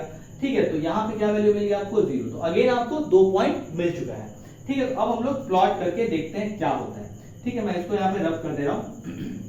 देखिए ध्यान से देखिए, बहुत ही ज्यादा आसानी से बनेगा। तो सबसे पहले आप क्या करें, x एक्सिस और y एक्सिस को ड्रॉ करें। ठीक है, आप एक चीज बिल्कुल ध्यान रखिएगा कि आपको y में कहां तक जाना है और x में कहां तक जाना है। हाईएस्ट पॉइंट देख लीजिए, तो अगर आप इसमें देखें तो इसमें 1 - 1 है, नो इशू। यहाँ पे आप अगर देखें तो x में हाईएस्ट 4 तक जाना है और y में 3 तक जाना है। ठीक है, तो ग्राफ उसी हिसाब से प्लॉट करेंगे। तो y में तो ज्यादा जाना है नहीं। तो देखिए, अब ये हो गया आपका x एक्सिस, ये हो गया y एक्सिस, ये हो जाएगा आपका x डैश, और ये क्या हो जाएगा, y डैश। ठीक है, y dash, y, x dash, और इस पॉइंट को हम लोग क्या बोलते हैं, आपको पता होगा, ओरिजिन। ठीक है, अब आप ग्राफ में, जब आप ग्राफ कॉपी में प्लॉट कर रहे हो या पेपर में प्लॉट करेंगे, तो यहाँ ऑलरेडी आपके पास बॉक्सेस दिए हुए रहते हैं।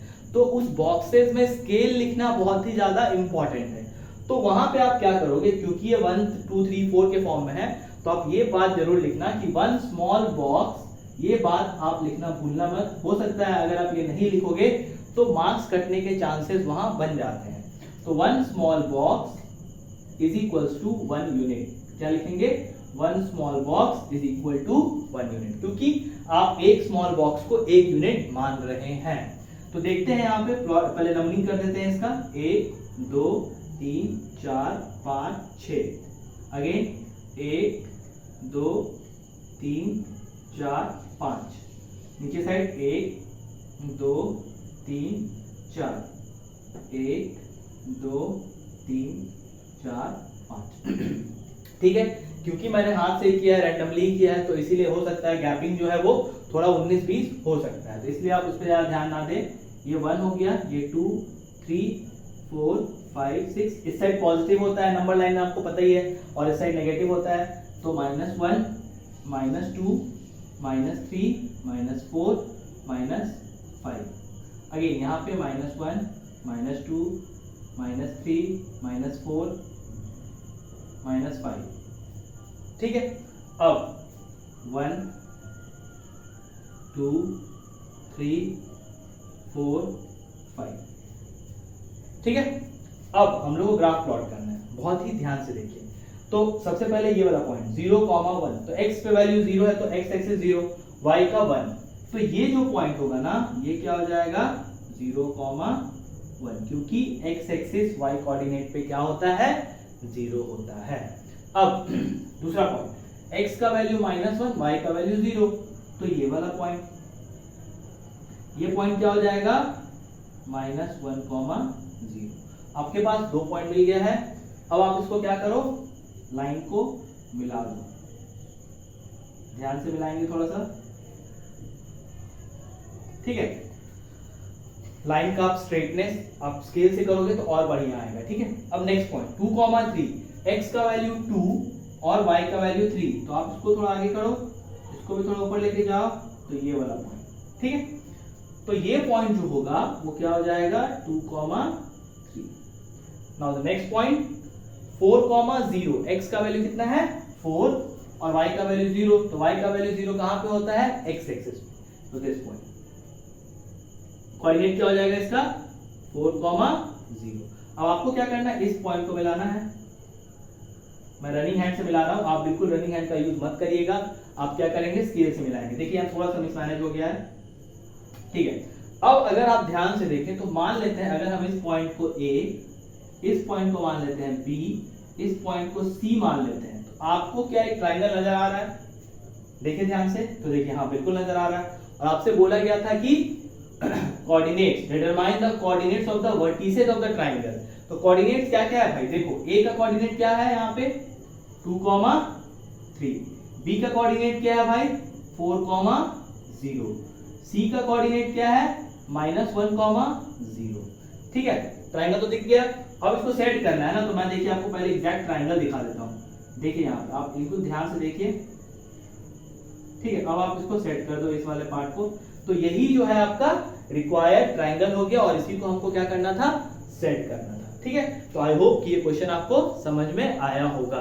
अब आइए हम लोग अगले क्वेश्चन की ओर चलते हैं। तो आइए अब हम लोग अगले क्वेश्चन की ओर चलते हैं। अगला क्वेश्चन देखिए क्या है, solve 2x + 3y = 11 and 2x - 4y = -24. Find the value of m for which y = mx + 3. आप जब बड़े क्लास में जाओगे, सीनियर क्लास में जाओगे 11 12 में, तो y = mx + 3 जो है एक्चुअली इसका इक्वेशन होता है, स्ट्रेट लाइन का इक्वेशन होता है, y = mx + c। तो खैर अभी हम लोग इक्वेशन सॉल्व करते हैं। तो फर्स्ट क्वेश्चन का जो आंसर होगा वो यहाँ मैं बता देता हूँ। देखिए सॉल्यूशन निकालेंगे, बहुत सिंपल है, क्योंकि कोई भी प्रोसेस आपको यहाँ बोला नहीं है कि इस प्रोसेस को फॉलो करें या उस प्रोसेस को फॉलो करो। तो आप क्या करोगे, सिंपली इक्वेशन को सॉल्व करोगे। जो इजीएस्ट प्रोसेस है, इजीएस्ट प्रोसेस क्या होता है आपको पता है, elimination is the easiest process. तो उसी से स्टार्ट करते हैं इसको बनाना। 2x + 3y = 11 और यहाँ पे क्या है 2x - 4y = -24। तो आप क्या करो, दोनों इक्वेशन को सब्ट्रैक्ट कर दो। सब्ट्रैक्ट कर देंगे तो क्या हो जाएगा, यहाँ माइनस है तो प्लस, यहाँ प्लस है, यहाँ माइनस है तो प्लस और यहाँ माइनस। सब्ट्रैक्शन में क्या होता है आपको याद होगा, अलजेब्रिक सब्ट्रैक्शन में ऑलवेज क्या होता है, जब आप दो इक्वेशन को सब्ट्रैक्ट करते हो तो जो साइन होता है ना, रेस्पेक्टेड साइन जो सेकंड इक्वेशन का होता है, उसको हम लोग क्या करते हैं, चेंज कर देते हैं। और जो ये वाला साइन है उसका जो वैल्यू होता है वो खत्म हो जाता है। ठीक है, तो इस हिसाब से यहाँ पे कितना हो जाएगा 35 हो जाएगा। ठीक है, और ये हो जाएगा आपका 7y और ये कैंसिल आउट हो जाएगा। कैंसिल आउट क्यों हो जाएगा, क्योंकि एक 2x था और एक -2x था। ठीक है, अब यहाँ से आपको y का वैल्यू कितना मिल जाएगा, 7 × 7 7 5 × 35, तो y का वैल्यू आपको मिल गया 5। अब हम लोग क्या करेंगे, इस y के वैल्यू को पुट कर देंगे। ठीक है, पुट कर देते हैं यहाँ पे, किसी भी एक इक्वेशन पे आप पुट कर सकते हो। तो मान लेते हैं 2x + 3y = 11 आपके पास एक गिवन इक्वेशन है।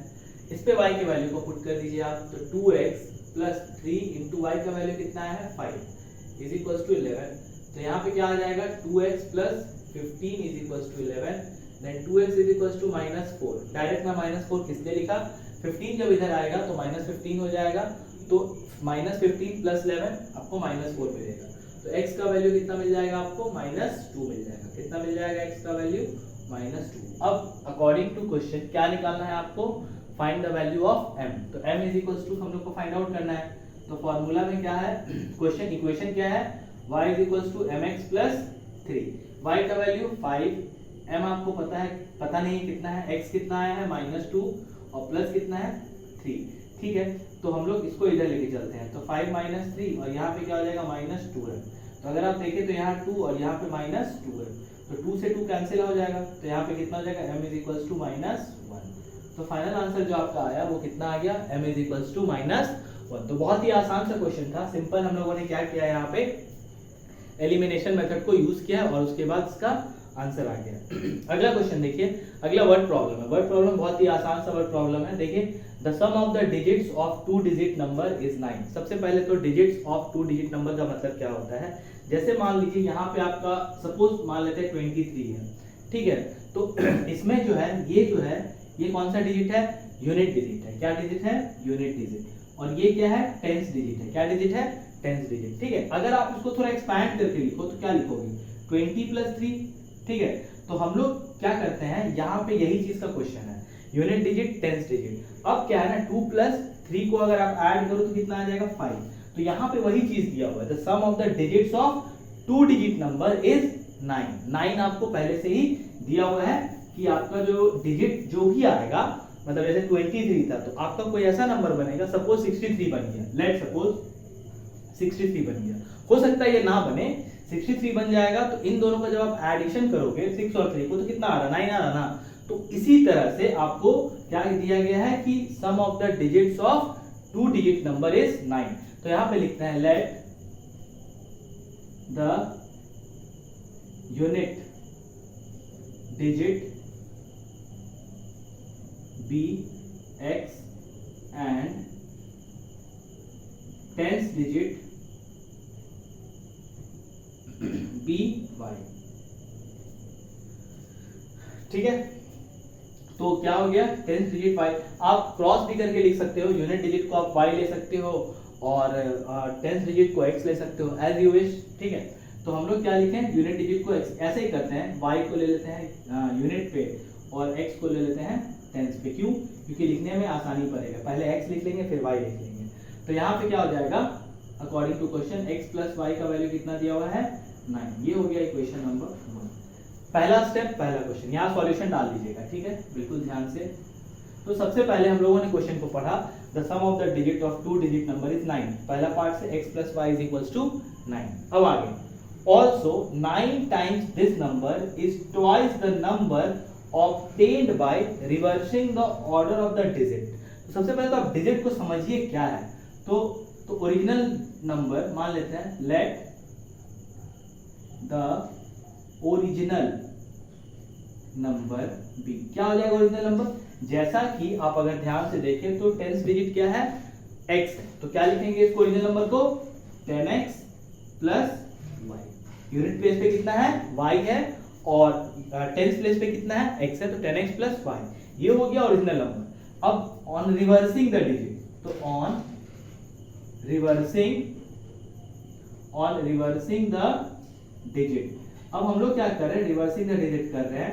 तो जो नंबर ऑब्टेन्ड हो रहा है आपको वो क्या हो रहा है वो देखिए, तो क्या हो जाएगा 10y प्लस x। क्या हो जाएगा 10y प्लस x। आप क्या किए, जहां पे x का पोजीशन था उसको आप y के पोजीशन पे ले गए और जहां पे y का पोजीशन था वहां पे आप क्या किसको ले गए, x के पोजीशन पे x को ले गए। ठीक है, तो अब अकॉर्डिंग टू क्वेश्चन के हिसाब से क्या बोला जा रहा है, ऑल्सो 9 टाइम्स दिस नंबर मतलब व्हिच नंबर, ओरिजिनल नंबर। तो 9 times this number is equal to twice the number obtained by reversing the order of the digit. तो twice 10y plus 10y plus x। ठीक है, ध्यान से यहां पे थोड़ा सा 10y प्लस x। अब यहां एक इक्वेशन आपको मिल चुका है, हो सकता है यहां से आपको एक इक्वेशन मिले, तो देखते हैं सॉल्व करके। 90x plus 9y is equal to 20y plus 2x। तो 90x से करेंगे तो 88x, यहां पे आप करो तो कितना हो जाएगा एक्सक्यूज मी, यहां पे 9y प्लस का है और माइनस 20y कर दे और इक्वल टू 0। तो क्या हो जाएगा 88x minus 11y is equal to 0। 11 common ले ले तो कितना हो जाएगा 8x minus y is equal to 0। ठीक है, तो 11 जो है वो 0 से मल्टीप्लाई होकर क्या मिल जाएगा, 0 मिल जाएगा। तो क्या मिल जाएगा आपको finally 8x minus y is equal to 0। ये इक्वेशन नंबर 1 मान लेंगे और इसको इक्वेशन नंबर 2 मान लेंगे। ठीक है, अब आते हैं आगे। अब हम लोग इन दोनों इक्वेशन को क्या करते हैं, सॉल्व करते हैं। तो बाय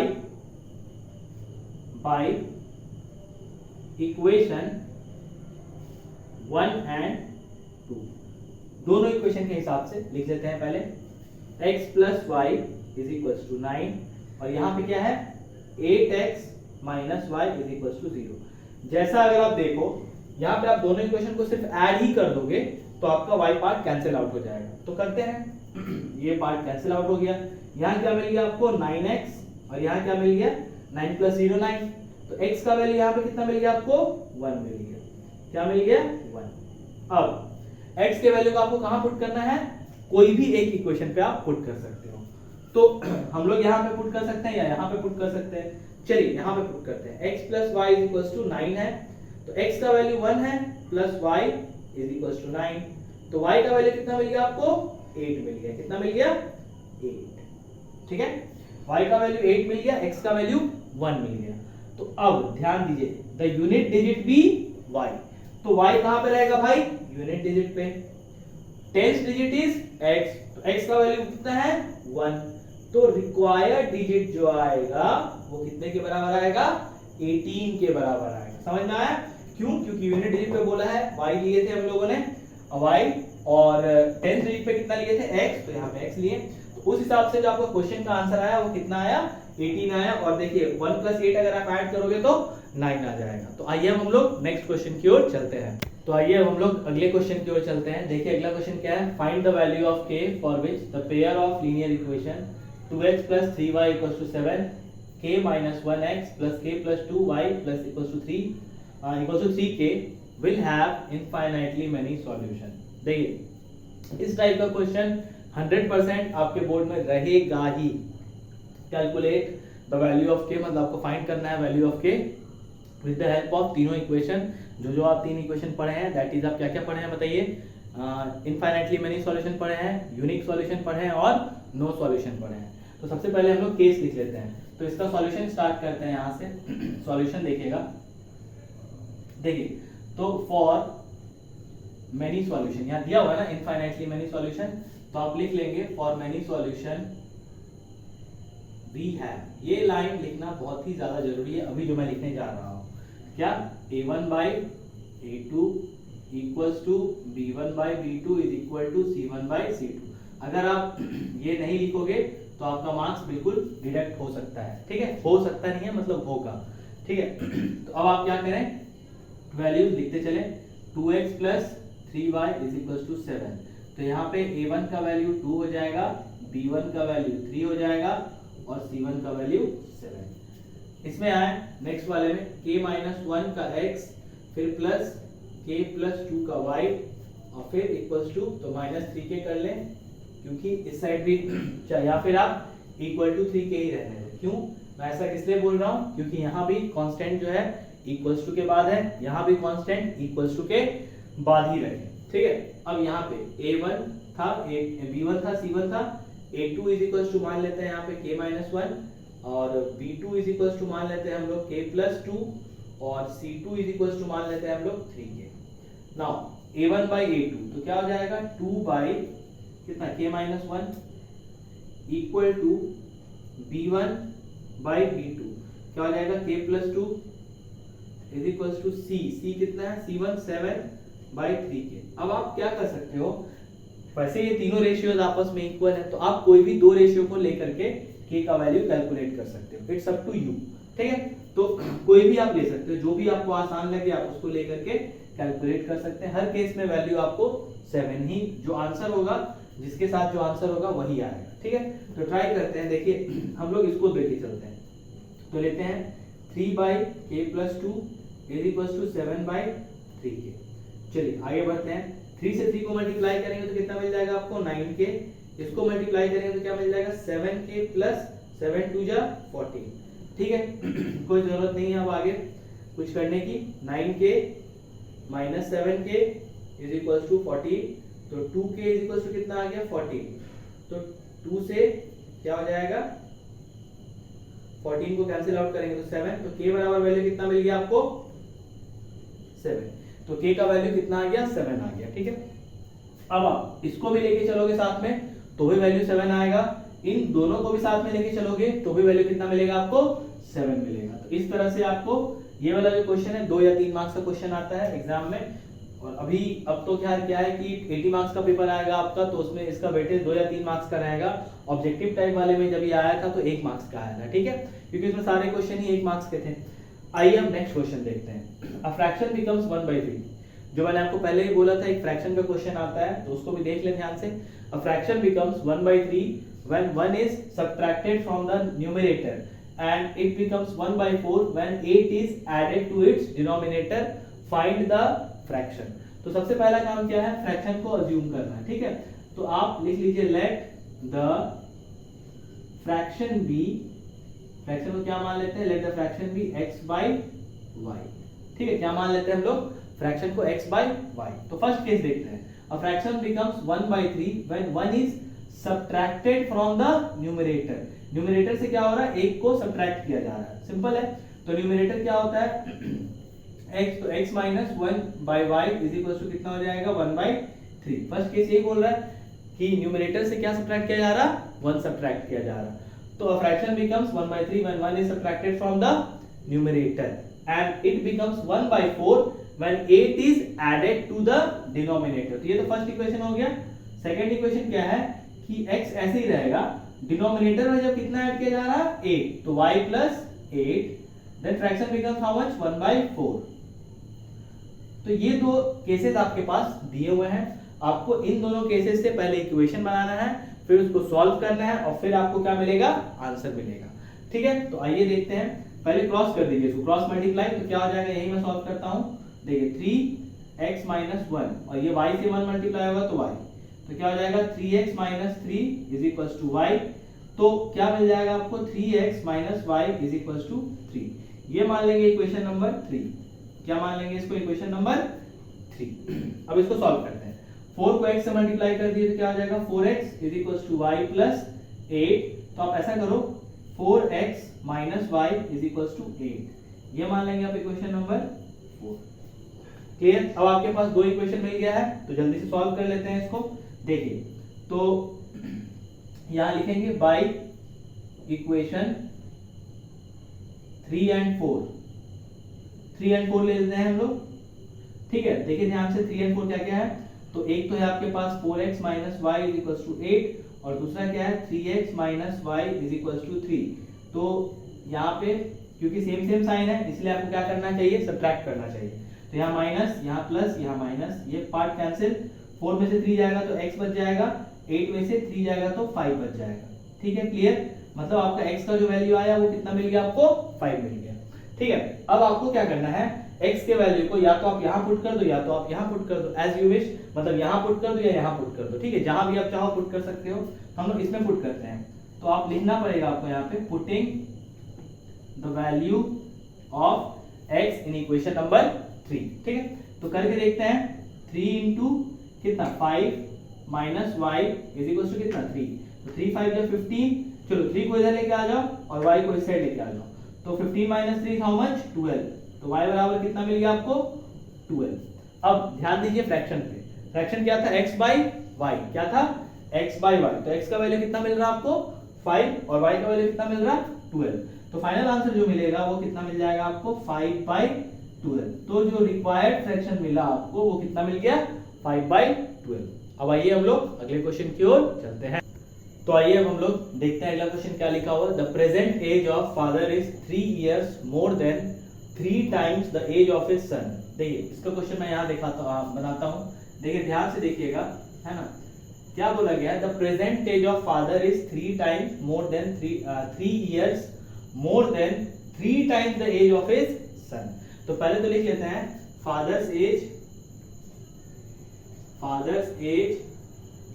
bx एंड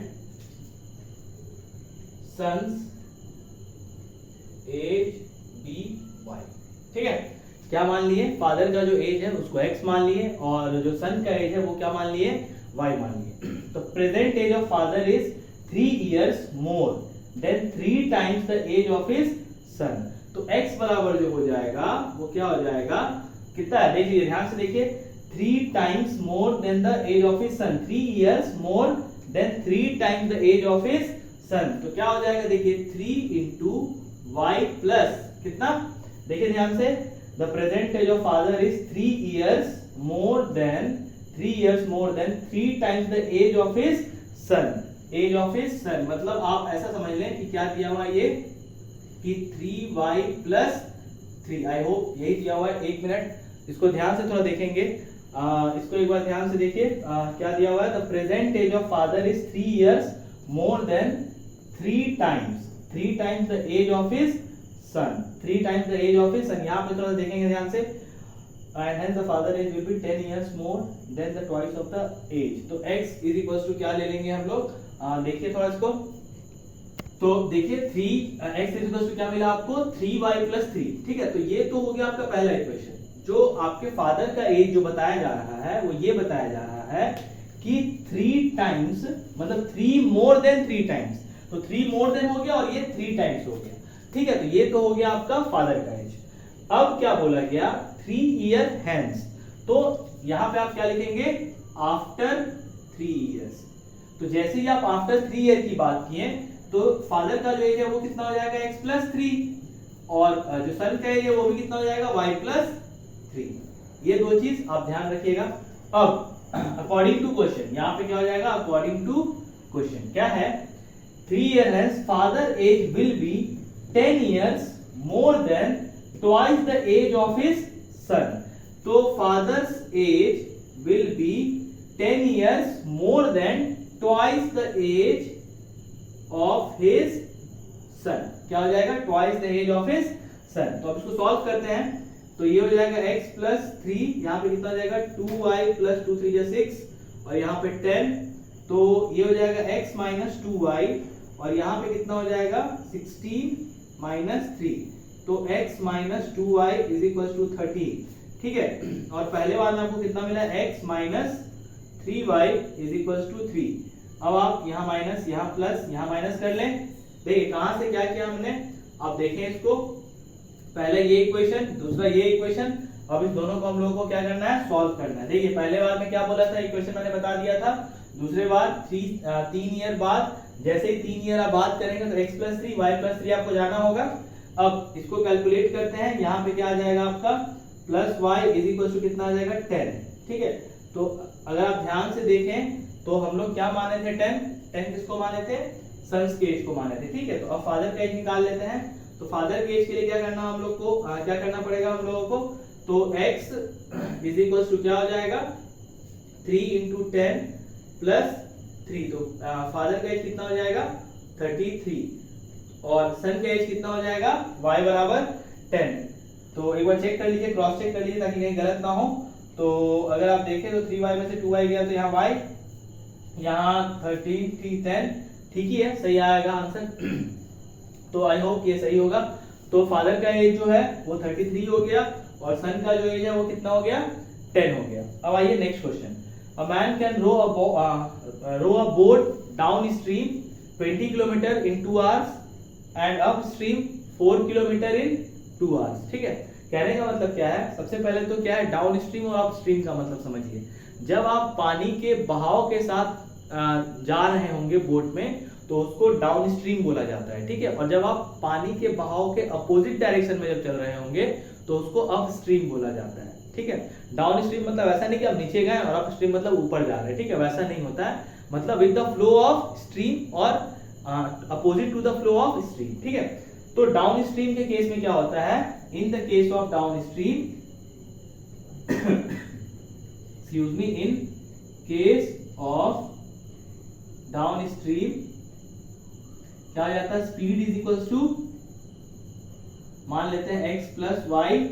अच्छा एक चीज आपको मैं यहाँ लिखना भूल गया, x + y km/h। यहाँ पे हम लोग मान लेते हैं कि x जो है ना वो स्टिल वाटर का स्पीड हो जाएगा, जो रोइंग हो रहा है स्टिल वाटर में उसका स्पीड, और y जो है आप क्या कंसीडर कर लीजिए, क्या कंसीडर कर लेंगे speed of a man can row a boat downstream in इतना find the speed of rowing still water and y को आप मान लीजिए स्पीड ऑफ स्ट्रीम और x को मान लीजिए स्टिल वाटर का स्पीड, ठीक है। तो यहाँ पे आप क्या करोगे, लिख लेंगे लेट x = क्या मान लेंगे स्पीड ऑफ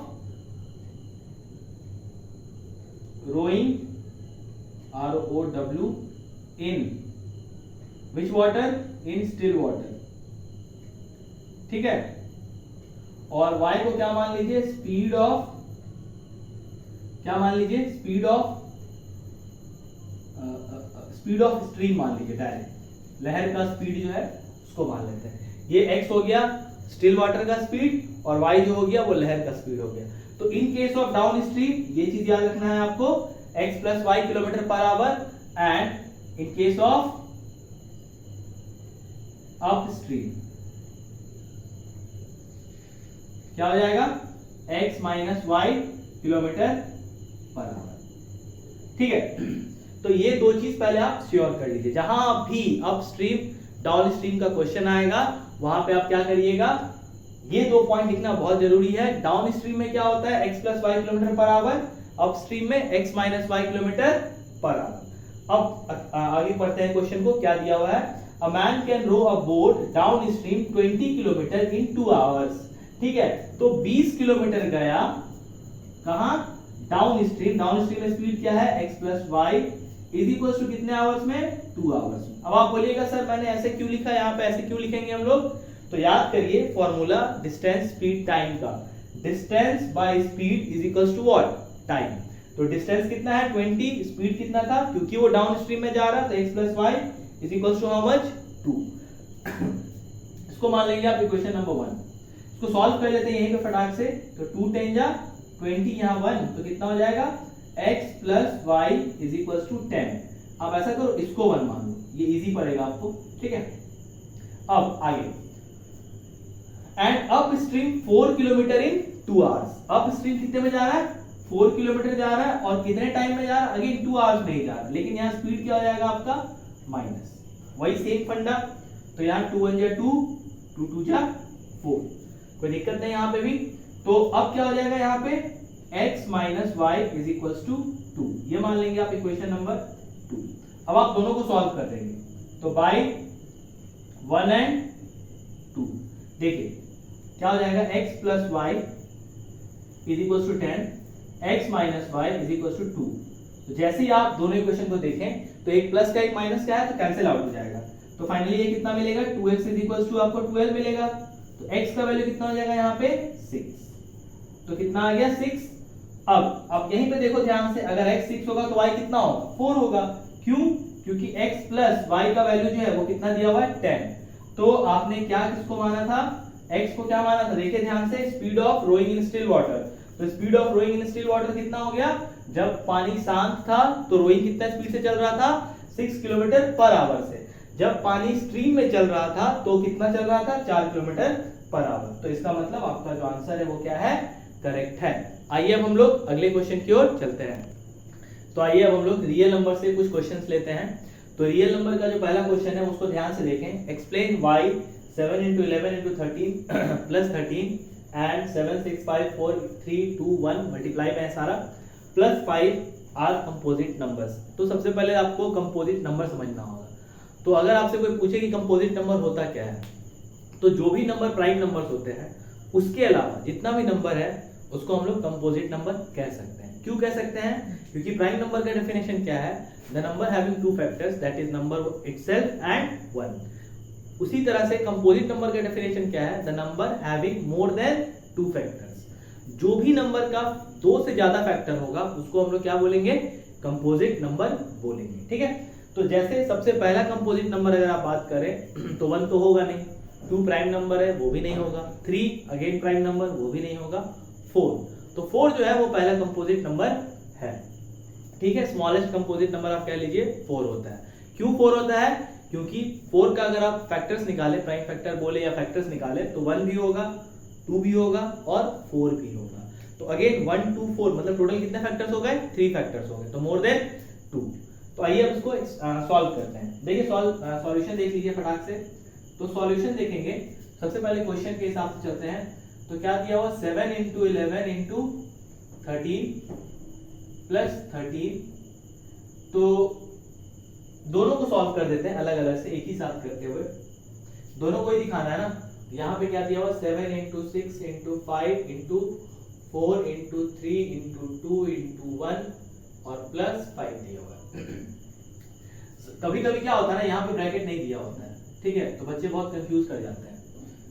तो चलिए कंफ्यूज ही करते हैं। देखिए यहाँ पे क्या करना है, एक कंप्लीट फंक्शन ये वाला हो गया, एक कंप्लीट फंक्शन ये वाला हो गया।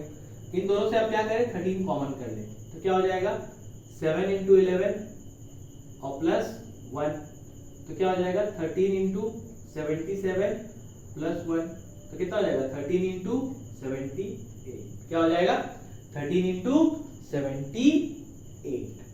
चलिए तो इसको अगर हम लोग ब्रेक करें प्राइम फैक्टर्स में तो क्या हो जाएगा 2 into 13 into कितना 2 into 13 into 3, 3 2 या 6, 6 3, ऐसे कर ले, थोड़ा इजी करेंगे 2 इंटू 3, 2 3 या 6 और 13 6 जा कितना 78। अब आप फैक्टर्स काउंट करें 1 भी लिख सकते हैं आप चाहे तो, लास्ट में क्या लिख सकते हैं 1। क्यों, देखिए अब अगर आप फैक्टर्स काउंट करें प्राइम फैक्टर्स, तो पहले तो 13 प्राइम नंबर है, बिल्कुल है। 2 प्राइम नंबर है, बिल्कुल है। 3 प्राइम नंबर है, बिल्कुल है। 3 प्राइम नंबर तो यहीं पे आ गए, तो 3 प्राइम फैक्टर्स हो गए। और टोटल फैक्टर अगर आप काउंट करें तो 1 भी काउंट हो जाएगा, तो 1 2 3 13। तो इसका मतलब इस जो पूरा जो नंबर था आपके पास, उस नंबर के कितने फैक्टर्स मिले आपको, 4 फैक्टर्स मिले। तो लिख लेंगे यहाँ पे since the given number is having 4 factors,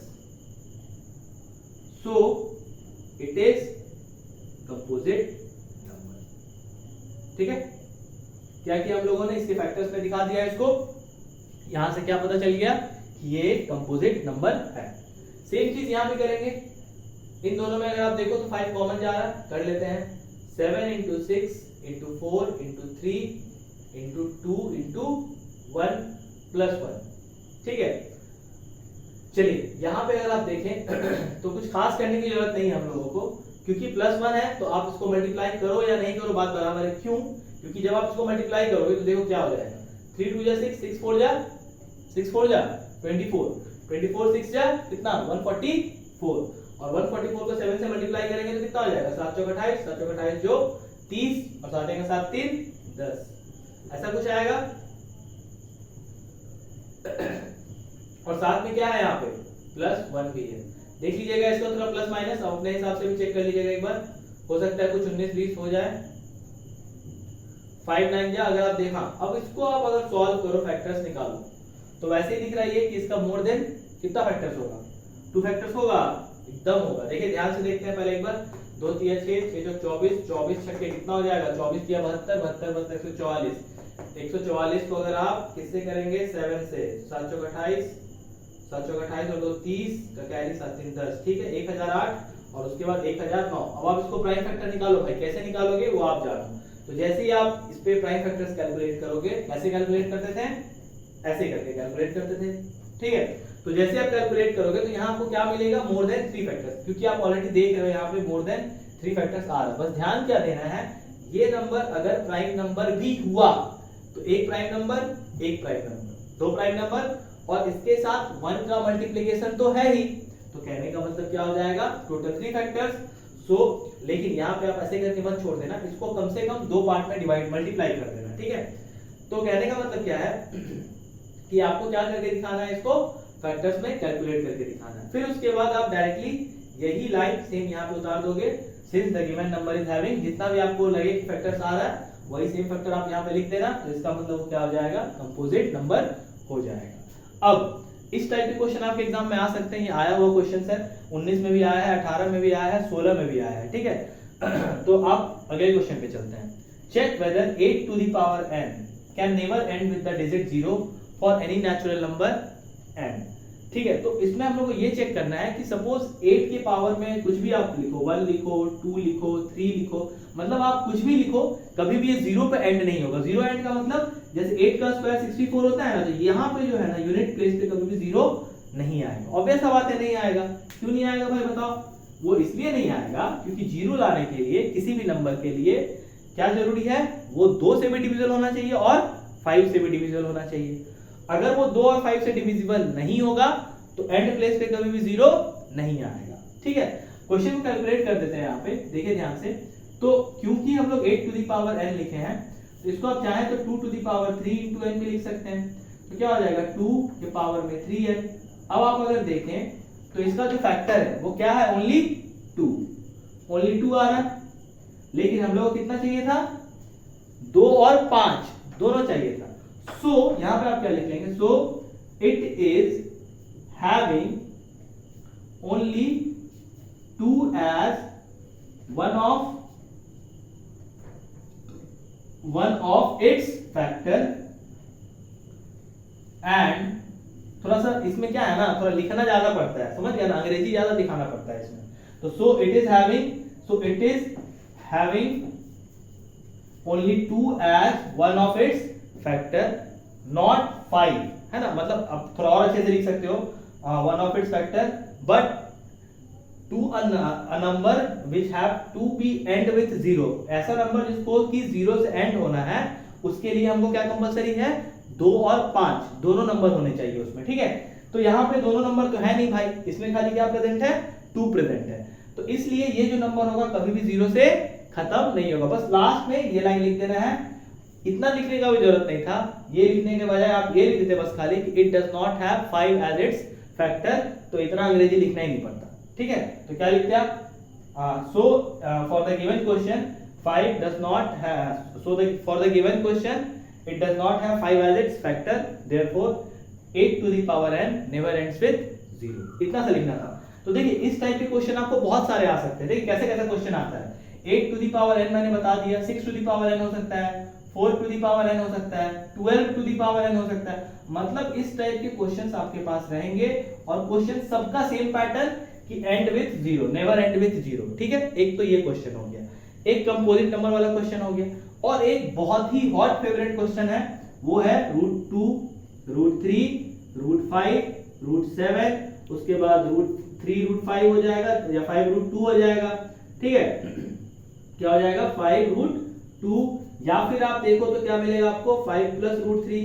ये जो क्वेश्चंस है ना, ये 5, खासकर ये और ये तो मतलब आप समझ लो कि सीबीएसई का क्या हीरा मोती है, ठीक है ना, एकदम मिलेगा ही मिलेगा आपको एग्जाम में, ठीक है। तो इन दोनों क्वेश्चन को आप एकदम थ्योरी की तरह याद करके चले जाना।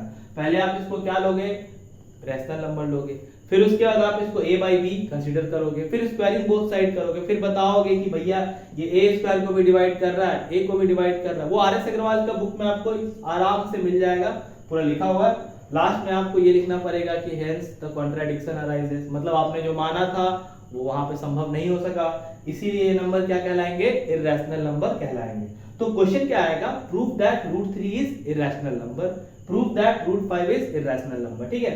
उसके बाद एक टॉपिक होता है HCF LCM, उसमें आप एक क्वेश्चन है आर्मी कंटिजेंट वाला, उसको ध्यान से करिएगा, बेसिकली उसमें HCF ही निकालना है, ठीक है। तो ये सब बेसिक्स क्वेश्चन था, इसीलिए मैं इस चैप्टर में बहुत ज्यादा फोकस नहीं कर रहा हूँ। इसका जो मार्क्स कंज्यूमिंग भी है वो 4 मार्क्स का है। तो अगर आप देखें तो ज्यादा से प्रोबेबिलिटी जो बनता है वो यहाँ से बनता है, यहाँ से बनता है, यहाँ से बनता है, ठीक है। और एक हो सकता है प्रॉब्लम सम्स आए। तो आई होप कि मैंने जितने भी क्वेश्चंस इस रिवीजन सेक्शन 1 में बताया है, ये जो फर्स्ट पार्ट किया मैंने रिवीजन का, उसमें हम लोगों ने करीबन कितने चैप्टर को लिए हैं, 4 चैप्टर्स को लिए हैं। क्या क्या लिए हैं, एपी लिया है हम लोगों ने, पॉलिनोमियल्स को कंसीडर किया है, लीनियर इक्वेशन को कंसीडर किया है, और रियल नंबर्स को कंसीडर किया है। तो अगर आप इतने सारे क्वेश्चंस को बनाओगे तो बिल्कुल आपको जरूर फायदा मिलेगा इसका। और इस टाइप्स के ही क्वेश्चन बोर्ड्स में पूछे जाते हैं, चाहे वो आपका हाफ ईयरली एग्जाम हो। क्वेश्चन का जो पैटर्न होगा वो इसी टाइप से कुछ रहेगा। हाँ, भले हो सकता है कि क्वेश्चन थोड़ा एडवांस हो या थोड़ा इससे और बिलो लेवल का भी हो सकता है। तो आप इस एक एक जो वीडियो है उसको सिंसियरली देखिए और एक एक क्वेश्चन को गो थ्रू करिए बढ़िया से। जहां भी कोई डाउट आए आप बिल्कुल वहां पे कमेंट बॉक्स में उसको लिख करके भेजिए, ताकि मैं आपके डाउट को तुरंत क्लियर कर सकूं, ठीक है। तो इस वाले वीडियो में हम लोग अभी इतना ही रखते हैं।